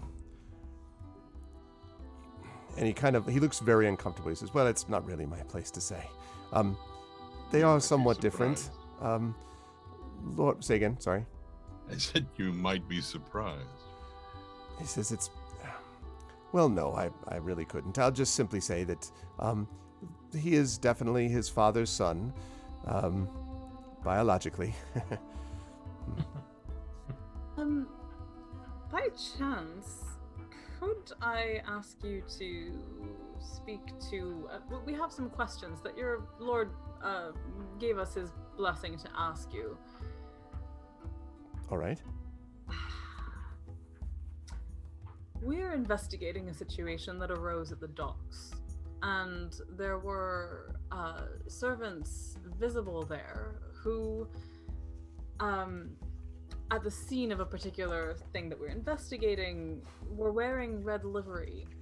And there are very few, as I'm sure you know, nobles who choose to wear red as their livery, and so we're curious to know whether any of the no doubt other servants that are here might have gone to the dock, or whether perhaps you yourself had been there. I have not been there recently, no, my lady. There are servants, of course, that the Lord Briny himself employs, but not usually to go down to the docks. Also, if it may be said, on this current trip, we don't really have a lot of extra cloaks. In fact, I'm wearing it now. When my shift is over, I'll be giving it to the next one. And so we don't really have a lot of extra, certainly not two at a time, I would say. Softly, Looks about nervously. without wishing to put you in a difficult position, and please understand that we are not in the business of speaking out of turn in these situations. Yeah. What I am trying to say with that is that, like, we won't spread this around. All right. It is rather unusual, isn't it, for a lord to be staying here with so few to wait on him? A little unusual, but Lord Briny has had some difficulty maintaining a base of servants. For one thing, although his holdings have done very well, and he himself has profited thereby, Lord Briny is a rather complicated person to serve at times. He may come across in the wrong fashion occasionally. And so he has not had as many willing to serve him as one might expect. I'm sure that is only a temporary condition. I see. So it's a matter of it's a retention of staff difficulty. Yes. I see. Difficulties with turnover.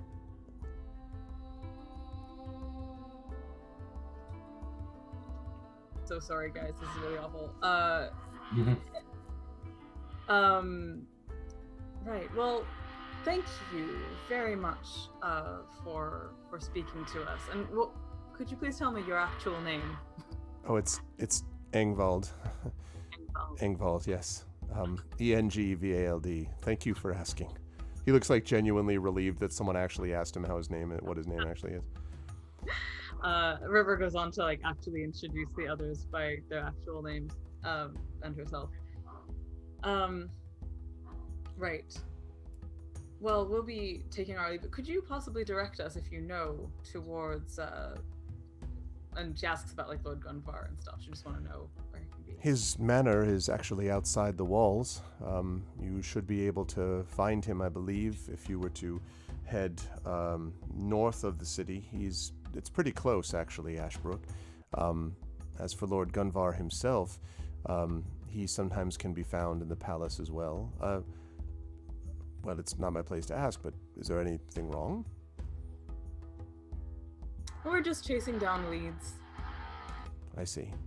Well, if you can find him, then Gunvar is a very different person than my master.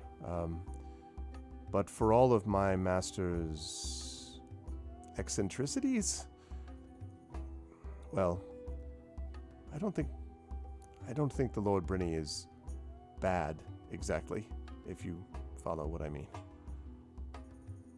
There's less malice in him, perhaps, than ignorance. Yes, certainly intentional malice, yes. I would say that that's true. And suddenly from upstairs you hear, Engvald, could you bring forth, that painting? I'd like to see it again. Also, I seem to be missing a necklace. Oh, I'm sorry. And Engvald says, I'll have to, I beg your pardon. Best to you, and he hurries upstairs. And you, as you're leaving the house, you hear this kind of like back and forth argument about, I don't know where the nut, like I had 10 of them and now there are 9. Back and forth thing about the necklace. This is a good moment to reset just briefly. You are watching day 19 of Adventures of Middle-earth Erebor, Adventures of Hammers and Anvils, with the awesome Adventures of Middle-earth crew of Trendane Sparks, Brad Bollier, Terry Toons, and Amal El-Matar. If you are enjoying this, please follow us in the channel, support the Patreon, and don't forget that coming up 2 weeks from this Saturday, you will see this crew in their segment on ArvCon, which is to raise money for the Damon Runyon Cancer Research Foundation, and it promises to be an awesome session, I think. It is setting up nicely for that as we look. Hi, Terry. So, yeah, and the other thing I wanted to say was, Yes. for several reasons, it sounds like a combination of drilling and other things that folks may want to wrap a little early. Is that fair? No. Because of saying things? No. I mean, that's not why Terry wants to leave. No, Well, I said other factors. I Yeah. incorporated Okay. other factors. No, everyone wants to leave because of drilling, which is happening around Yeah. everyone's house. So It's infectious, apparently. yeah, so what I'll say about that is, for sure, if you can give me like just sort of 5 minutes to set something up, then we can bail out early if that's cool with everyone else, and then ArvCon will come back ready to go with bells on. Sound good to the people involved? Is that cool? Yep. Terry Yep. and everyone, is that 5 minutes? Is that cool? Okay, He's sure. going to hold you to that number. Yeah. No, I will. I'll let you folks go in 5. So, the reason I'm asking for that 5 is I want to know where you folks are intended next, because time-wise, within the sort of game, you're coming now close to the point where you were supposed to go back to report to Balin, but I know you also had the lead you wanted to track down with Gunvar. So the question is, do you want to go to Balin first, tell him what you know, then deal with Gunvar? Do you want to do something totally different that I haven't even thought about yet? Like, what are your takes on what you wanted to do? Who was it that we found? Who was the eyewitness to the liveried people? Was it the boat owner? It was the Harvald, who's the Reeve of the Keys, basically the master of the Keys, Right. who only saw them. And they actually, it took you had to jog his memory a little bit. The River and Tani did to get to that point. So, and was he the eyewitness, or was it one of his crew? no, it was him. He was Okay. the eyewitness. Yeah. And did he know anybody else who was on the scene at the time? No. I'm just we have so little information on this red livery. I feel like we're sort of, like shooting knives into the dark. Yep, hoping absolutely. to get something. It's true. And so I want to, Bola wants to pursue that angle. Okay. and see if maybe scour the keys a little bit, talk to the Reeve. That's my plan. Okay. And certainly others can join me. We could split up or something. But I just want to get more information on those people, who they were, so we can have something to go on. I will say though, just one thing, you can do that. I do want to note though that he did point out that it was in the dark, so he just saw the red lip. He doesn't have a lot of info because it was dark. But you might be able to find someone else who saw it. Yes, that's right. Mm-hmm. Yeah. Mm-hmm. Like it was Tawny and River who were like pumping him for information, and I thought this is really the only actionable thing that we got, but he was also the only one who we spoke to. At the time, I think the reason for that was partly to do with secrecy, but that's also kind of become moot. So if Bolo wants to like ask other people, then that would probably make sense. But I think that between Balin and to me it makes sense to go investigate Gunvar next, and just like wrap up the red livery lead essentially before going to Balin. But yeah, agreed. But if Bolo wants to head to the docks anyway, he could always go speak to Balin and tell him this while we're going to see Gunvar, and just like keep in the loop potentially. Yeah. It depends on how long we think it would take him, and if a delay of a couple of extra hours won't make a difference. If we can find out something from Gunvar, and then I could follow up the leads at the keys, and then just regroup after that and see where we stand. Sure. Yeah. Does that sound fine with Tani and Inga as well? Mm-hmm. Okay, so it's interesting you mention all this stuff about Gunvar, because as you turn away from the rented home of Lord Brynny and make your way down the street, down towards the market area in that general vicinity, you see, and by this point it's basically early evening, so the light is beginning to fade, and you can see someone walking walking along the street towards you. This man looks to be dressed in finery that is actually not fake finery, but actual honest-to-God finery. But the thing that catches your eye is that he's wearing red livery. There is a wavy blue band across a white field on the front of this, and is sort of clearly some kind of coat of arms, and he walks up to you and bows, not as ridiculously low as Lord Brynny did, but bows kind of and says, "To the heroes of Dale, do I have the honor of addressing Tani Bear, Bolabrastuk, Inga, and the river?" I'm sorry, he would say Thane, Tani Bear, etc., etc. Yeah. Inga, etc., etc. My fault. Yeah. Indeed. Wonderful. I have a message from you. And he holds a small scroll and he unwraps it. And he reads out and says, "You are invited to meet with his Lord of Ashbrook, Lord Gunvar. He has learned of your inquiries and believes there are things that might be useful for you to hear. Ashbrook itself is about an hour," and now he closes the scroll and says, "Ashbrook is about an hour's ride to the west of Dale, and if you wish to meet with Lord Gunvar, I can give you directions and then would hurry to tell him of your coming. He is most interested in meeting with you and speaking more of some of the inquiries that you have made." What a charming invitation. The Ashbrook isn't to the north? What's his name say? Northwest. So basically up into the northwest. Remember, Strandberg is, way up north. But yeah, Ashbrook is to the northwestish. So yeah, I think I did say to the west. It's northwest. Okay, cool. Yeah. Cool. I think we can leave it there because I think Tari needs Yeah. So as you were all thinking about this invitation from Lord Gunvar, I'm going to wrap this up for today. This was a lot of fun, folks, and it sets up for you're narrowing down the leads as we go. I will start with River on the bottom. Actually, no. You know what? I'll start with Terry. I'll start with Terry first. Oh yeah, thank you. Yeah, so that you can get out of here because I understand. Yes. Terry, fun stuff with Inga today. I was loving Yes, the stealing of the necklace, and Lord Brynny was a lot of fun to play, and is the opposite of my personality, I hope. So it was a lot of fun to be able to play this simpering fop. What was your? Could tell. Yeah. But anyway, but it was fun to see your sort of reaction to him. There were so many sight gags where I had this image of you being like, "Urgh." How did you feel about today? Where will the lovely folks find you next?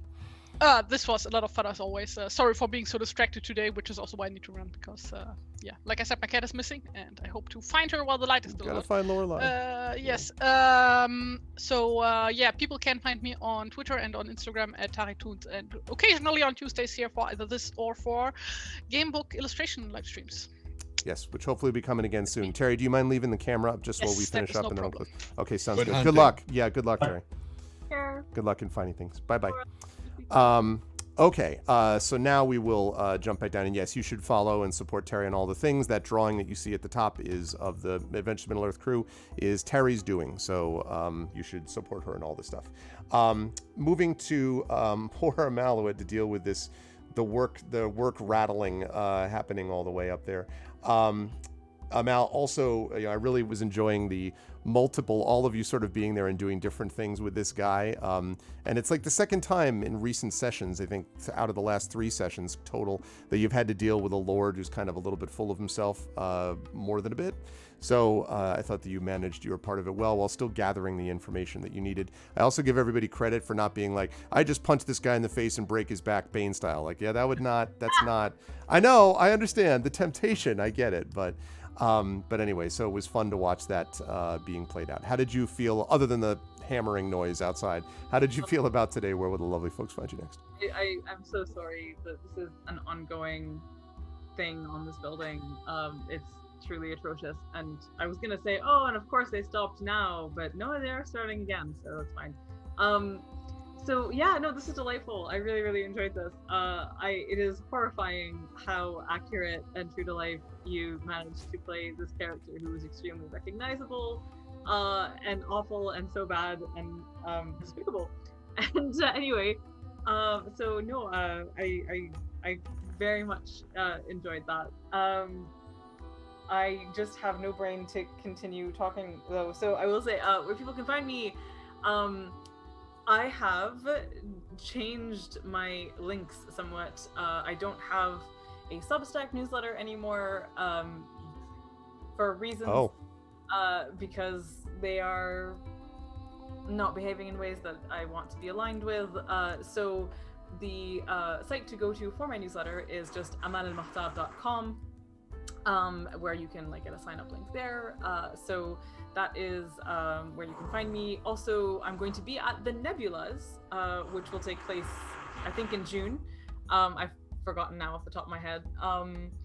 But the one big thing I want to say is that I have a comic coming out on May 19th that I wrote. That is my first comic.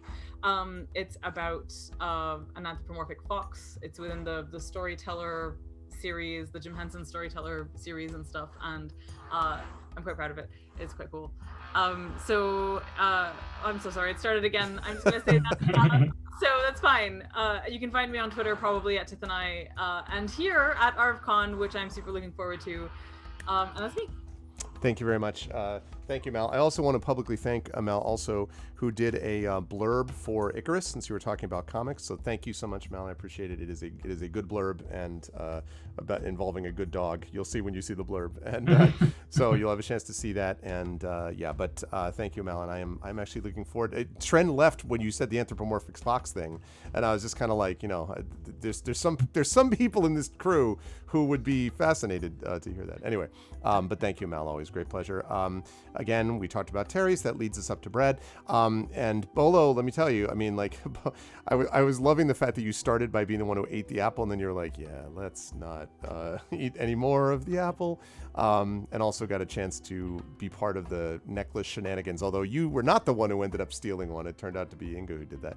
So that was a lot of fun. And to give us a sense, I think, a little bit of what Bolo's going to be exploring, because you're right, it is very limited information that you're working from, and that's one of the difficulties is like, eyewitness testimony sucks, right? This is the truth everywhere, and they always contradict each other, and all that kind of stuff. So it'll be interesting to see how Bolo manages going forward. How did you feel about today? Oh, and the fact that you got to get mistaken for Bilbo Baggins by the super refined Lord Brenny.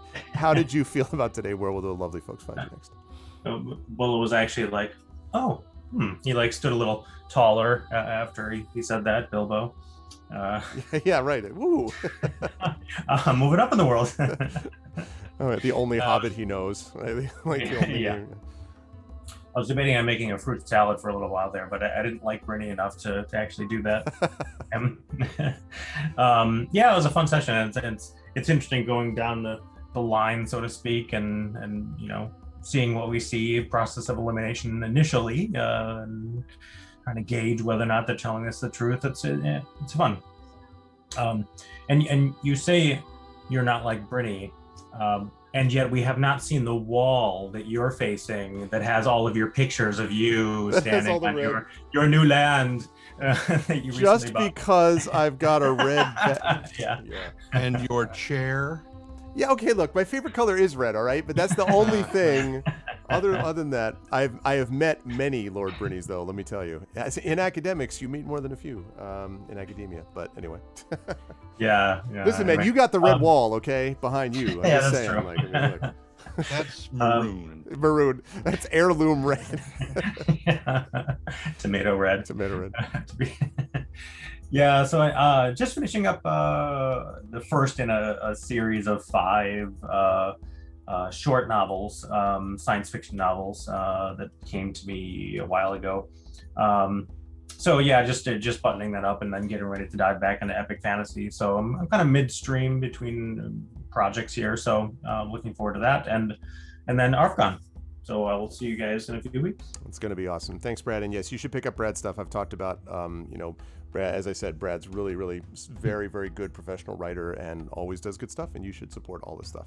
Thank you, Brad. Appreciate that. And also appreciate having Tren with us. Tren, as always, despite the fact you were tired, you were able to contribute in your own inimitable way with Tawny Bear just kind of being like, it was funny too, because I was curious about Tawny's overall reaction, which was just this sort of general creeping of annoyance, but like nothing that you're like, oh God, like, because again, you probably, I imagine Tawny has run into people like this, before as well. This isn't the first simpering fop you've run into. He was about a hair's breadth from going back to the Battle of 5 Armies for just a minute.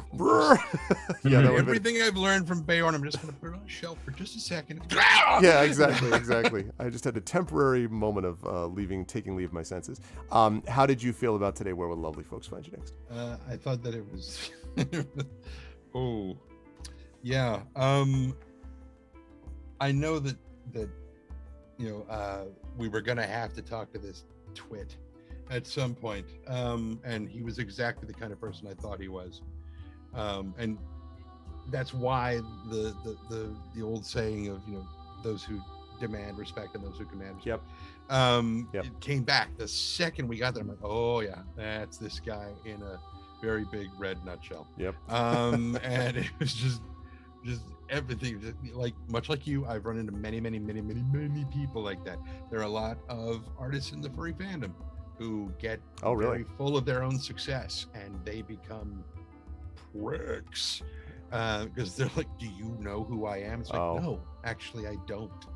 And it's like, well, I don't want to either. You've already made me not want to know who you are, so don't even bother talking to me. Yeah. And then of course they can't fathom why you wouldn't want to know who they are, because they are kind of thing. And I mean, every group has them. They're just success breeds idiots. It's true.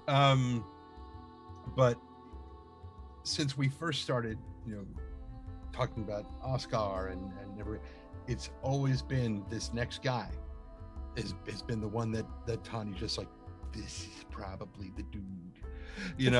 That's interesting. Yeah.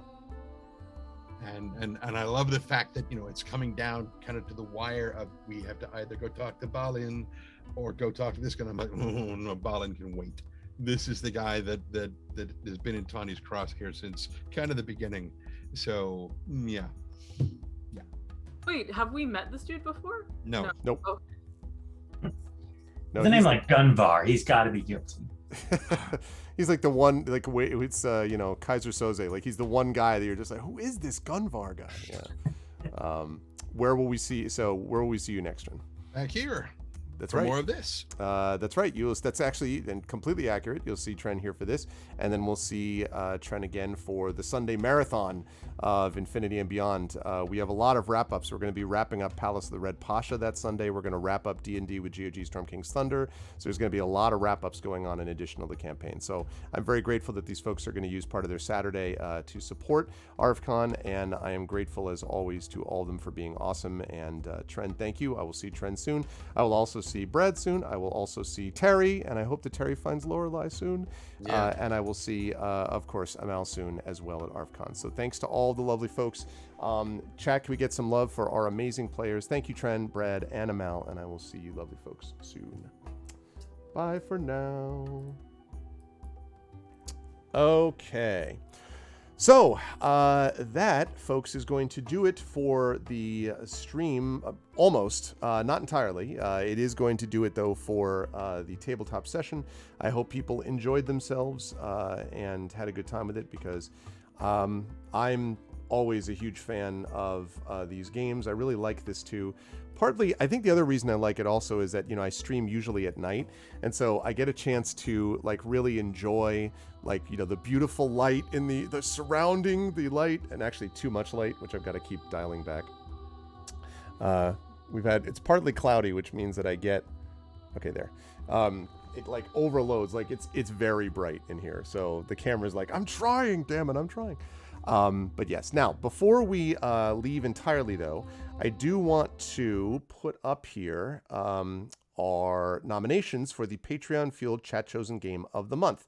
Now, we're going to be back over on GOG at 4 p.m. Eastern, so about an hour and 15 minutes.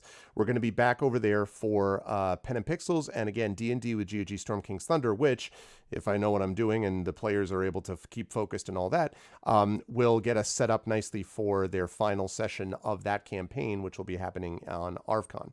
2 finales in ArvCon, if all goes well. So I'm going to be doing that, but that's at 4 p.m. What I want to do first, though, is I'm going to pull up ArvBot Plus so that we can do this. And again, this comes to you courtesy of Effect Life. It's not there. It's in here. There it is. And there we go. And start that. Okay. Starting this. There's that. There are the polls. Hey, what's up, Lone Wolf? Yeah, we ended a little bit early because Terry has to go look for her cat who's missing at the moment. And because Amal, they're doing work outside her building, and it was like literally you could hear it. I felt very bad that Amal and Terry were having to deal with those respective things. So as a consequence, we are closing up early. So we're just doing our Patreon fueled Chat Chosen Game of the Month nominations. This is going to be in 2 weeks, so the vote starts today, and the vote is going to the final vote will be closed as of next Tuesday, and then I'll play the Tuesday after that. So, what game should Arv play? Natural sound effects for battle, pretty much, yeah. Pretty much, that's exactly right. Okay, so let's take nominations, folks. Yeah, I felt bad. Obviously, that's going to be something which is going to distract you from playing a game, is focusing on that, so hopefully. Okay. So, what games would you like? Again, 1 game per person. These are games I reserve the right to veto if it's a game that I don't think is going to work, or if I've already played, or I'm going to be playing elsewhere. Thank you. I know Rain City is going to get in there at one point, Mrs. Dunsel, for sure. So we've got Last Epoch. And again, for those of you who don't know, I have a Retron 5, which means that I can play Game Boy, Game Boy Advance, Game Boy Color. I can play Nintendo. I can play Super Nintendo. I can play Sega Genesis, Sega Master System. And I think that's all for those. I obviously have an Intellivision. I can play that. I can play PS4 games. I have a Wii U, so I could do Virtual Console. And of course, and I have a Nintendo Switch, so I can play Nintendo Switch games. And of course, I have a PC, so I can play GOG and Steam games. So there you go. So bear with me. Now, what is bear with me? I do not know that one. I think last Lone Wolf, I know you did this last month, right? Last Epoch is a point and click adventure, I think I want to say. And Rain City I know about already. What is Bear With Me? It's a puzzle adventure game. The Longest Journey. That also sounds really familiar, Nordwolf. What's The Longest Journey? It sounds really familiar. Last Epoch is a time travel RPG. Oh, okay. I was thinking it was a point and click adventure for some reason. Okay. Except that the bear is snarky. Okay. All right. Okay, so we got Last Epoch, Rain City, Bear With Me, and The Longest Journey. Any other nominations? I will take another nomination or two. I can actually take almost infinite nominations, but I only want one per person. So I'll take a couple more. Okay, cool. Cool, Nerdville.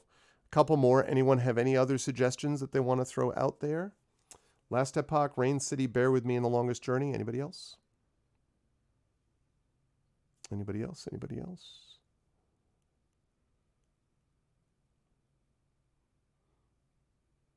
Going once. Going twice.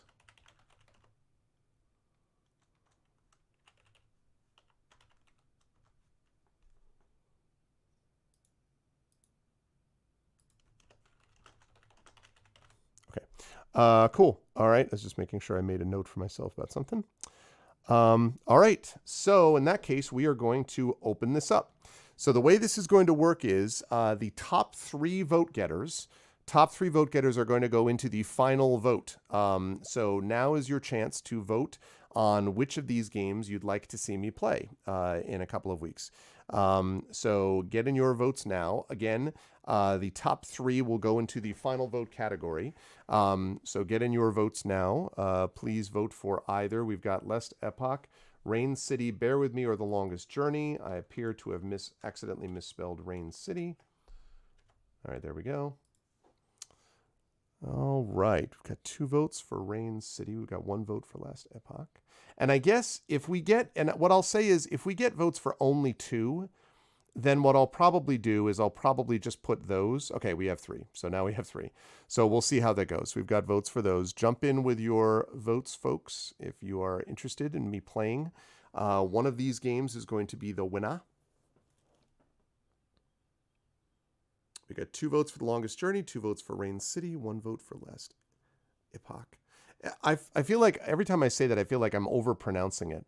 But there's a tendency for people to call it epic, like the last epic, and it's not the last epic. It's epoch, like time thing. I've played a little bit of Siberia. Yeah, epoch, right. Yeah, I'm probably making it to as opposed to epoch. Yeah, I played a little bit of Siberia, the first one. I have never actually completed the Siberia game, but I played a little bit of the first one.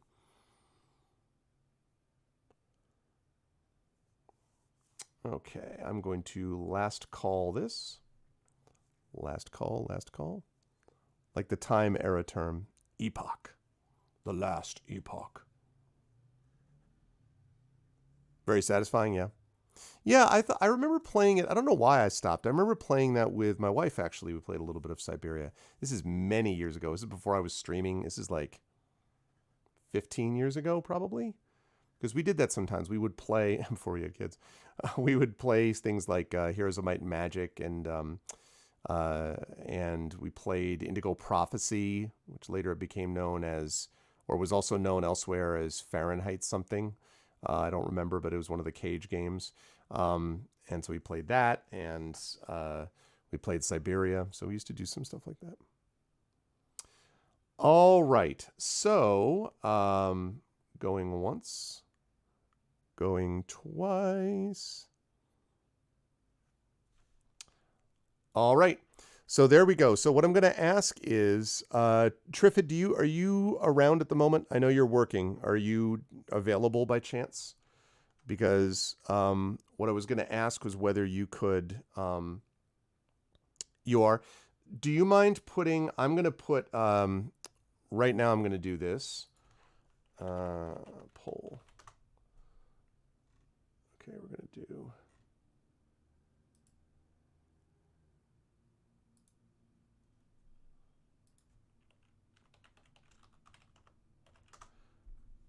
Okay, I think it's this one. Yeah, here we go. Okay, so I'm going to put in a poll, and if you could link it to the next game command as soon as I put it in.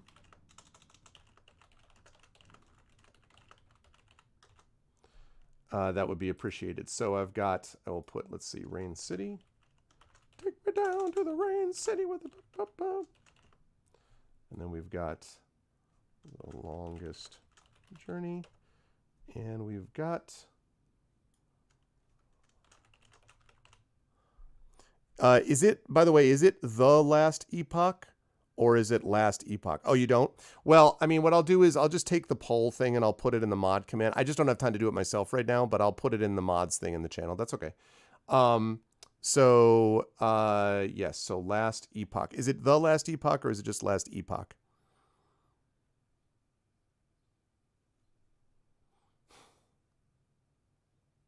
Yeah, that's fine. It's just last epoch? Okay. So here we go.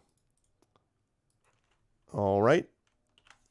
There's that. And folks, if people could do their votes here, I'm going to have that open until till next week. So next week, when we finish with the session, we will have our final vote. And depending on the vote that's at that link, so you can vote right now if you like, that will decide who ends up, which game ends up winning. And all that. So feel free to get your votes in now. We will post that to the link as soon as we can. And yeah, I look forward to seeing how we do with this. Any of these games is fine. I would be happy to play any of these. That's fine. So lovely. All right. I'm going to close this down now. Let's get rid of that. Let's exit from here. Yes, I do wish to close. And there's that. Lovely. All right. That, folks, is going to do it for me for today. Thank you all for being a part of this. I'm going to be over at GOG at 4 p.m. Eastern. Now, just as a quick reminder, first of all, I can't say it's likely, but it's possible that we may have a certain bonus stream involving a certain catfolk that maybe might be coming at you in a bonus way soon. Maybe. Just possible. But also things that are actually scheduled and on the list. See you, Nordvulf. On the list, we have got tomorrow 2 things coming up. First of all, I'm going to be doing a stream, which is going to be kind of like a reaction stream tomorrow evening to the events of Icarus. At least I hope it's going to be of Icarus. The IBPA, Independent Book Publishers Association Award, Benjamin Franklin Awards, is currently being conducted. And the graphic novel category is going to be announced tomorrow between 4 and 5:30 p.m. Pacific. So that's 7 to 8:30 p.m. Eastern. And so I'm going to be there watching the event virtually. And so I'm going to do at least a reaction stream. I don't know if I'm allowed to restream it. But I at least want to be able to be there and hopefully be able to celebrate with all of you if it turns out that Icarus wins the gold medal. That would be really great. Even if it doesn't, it's a great honor to be nominated either way. But I'm hoping, obviously, that we win. So that's happening tomorrow. And then, of course, tomorrow evening after that finishes, you've got the amazing Community D&D crew with, of course, Triffid and Rock God and Echo Alpha X5 and Hoodie with Shadowed Mage as your DM playing Dragon of Ice Spire Peak. That's going to be happening tomorrow nights. That's going to be really cool. Thursday, we are off. Friday, we will be back here for Rebel Crown, so the joint Speculate Twitch event of Rebel Crown that yours truly plays in as Venner Crace, the Vengeant, the sort of gruff, gravelly soldier who really can't stand all the, that type of thing. That's happening Friday evening. And then Saturday, we have got an extended session of Metroid Prime. And then Sunday will be the joint Speculate Twitch event of Blades in the Dark, Case of the Cindered Seal. So if you like some Speculate, then you'll want to be here on Friday and Sunday when that happens. And then, of course, 2 weeks, so a week from this Friday, I'm going to be traveling down to Pittsburgh for the Three Rivers Comic Con, my first in-person con in over a year, actually in about 14 months. I'm going to be there with Little Arv. The whole thing is going to be outdoors underneath a tent that's like not even closed sides, like socially distanced, the whole business. So that's really cool. I'm really excited to get back into that. That's going to be happening Friday and Saturday. We may have some streams nonetheless, but they will be done from the road. And then the week after that, of course, we have got ArvCon. And again, very excited for ArvCon. I will be announcing sometime this week, probably Thursday is my guess. I'll be posting the final schedule for ArvCon and the corporate sponsors, because we have got corporate sponsors, including some new ones, not just some of the ones that I told you about before, but apparently, I have to check my email, but apparently we may have gotten an email from Kraken Dice, which was kind enough to stop by today. We may be getting some support from them, maybe some giveaway dice for them for ArvCon, and so stuff like that. It's going to be great. I am excited. So that is going to be happening. What did I miss? What's up, Dragon? Hello, Echo. Yeah, we stopped actually. We had to conduct the vote, and we had to stop early for them. So as it turns out, we're going to be wrapping right on time as we speak. So that's going to be happening. ArvCon is going to be exciting, and please spread the word, everybody. Otherwise, I'm going to see you folks over on the GOG channel for Pen and Pixels and D&D with GOG Storm King's Thunder. That's happening at 4 p.m. Eastern in just about an hour from now. If you like what you saw and heard, I hope you'll follow the channel. I hope you will support us by checking out the YouTube, !ArvTube. Discord is !ArvCord. Twitter is !ArvTweets. Website, arvaneleron.com. On the financial side, !ArvShop is the merchandise area where you can get Adventures of Middle-earth stuff and D&D with Infinity and Beyond stuff, and soon to be Esper Genesis stuff as well.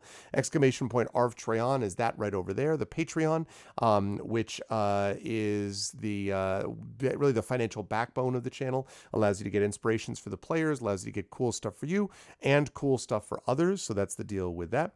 So that's exclamation point, as I say, ArvTreon for that. And of course, the sub button right near that video window will allow you to subscribe to the channel and get those awesome custom sub badges and emotes and all that kind of good stuff, plus inspirations to help the players too. On the publishing side, exclamation point Icarus, as I said, tomorrow night, you can actually register for this for free, by the way, if you want to watch along with me. Tomorrow night is going to be the ceremony where they will announce the gold medal winner of the graphic novel category, and that's going to be between 4 and 5:30 p.m. Pacific, which is between 7 and 8:30 p.m. Eastern. I'm going to try to have a reaction stream up here for that. That's going to be that at 7 p.m. So that's, for Icarus. Again, for more details about that, you can type in exclamation point Icarus. Also, the novel Greyshade is being published by Athos Arts, which is the publisher for Icarus. And Greyshade you can find more about by checking out exclamation point Greyshade KS, which is my Greyshade Kickstarter, and gives you those awesome as well. We'll give you more information about the board game, the tabletop role-playing game, the audiobook, and all the stuff that's going to be happening very, very soon. So we've got that going on. And then we have got, we've got that. And then, of course, exclamation point library is Tales and Tomes from the Forbidden Library, which is my 5e adventure and sourcebook from Alligator Alley Entertainment, which is doing the tabletop thing for Greyshade. So that's the deal with that. And last but certainly not least, I want to mention exclamation point BLM, Black Lives Matter, very important to affirm and assert the significance and importance of Black lives. And of course, exclamation point Help Now, which is the World Health Organization page on suicide prevention. Very important to reach out to others if they need help, and to reach out to others if you need help also. Otherwise, I'm going to see you folks in just about an hour over on GOG. I hope everyone had a good time today. Thank you for being a lovely audience as always, and I will catch all you lovely people soon. A special thanks to my players today, Trendane, Terry, Brad, and Amal. Thank you to my wonderful players, and thanks to all of you. I'll see you folks in about an hour. No raid today because we're going to go over to GOG at 4. So until then, everyone be good to each other. Bye for now.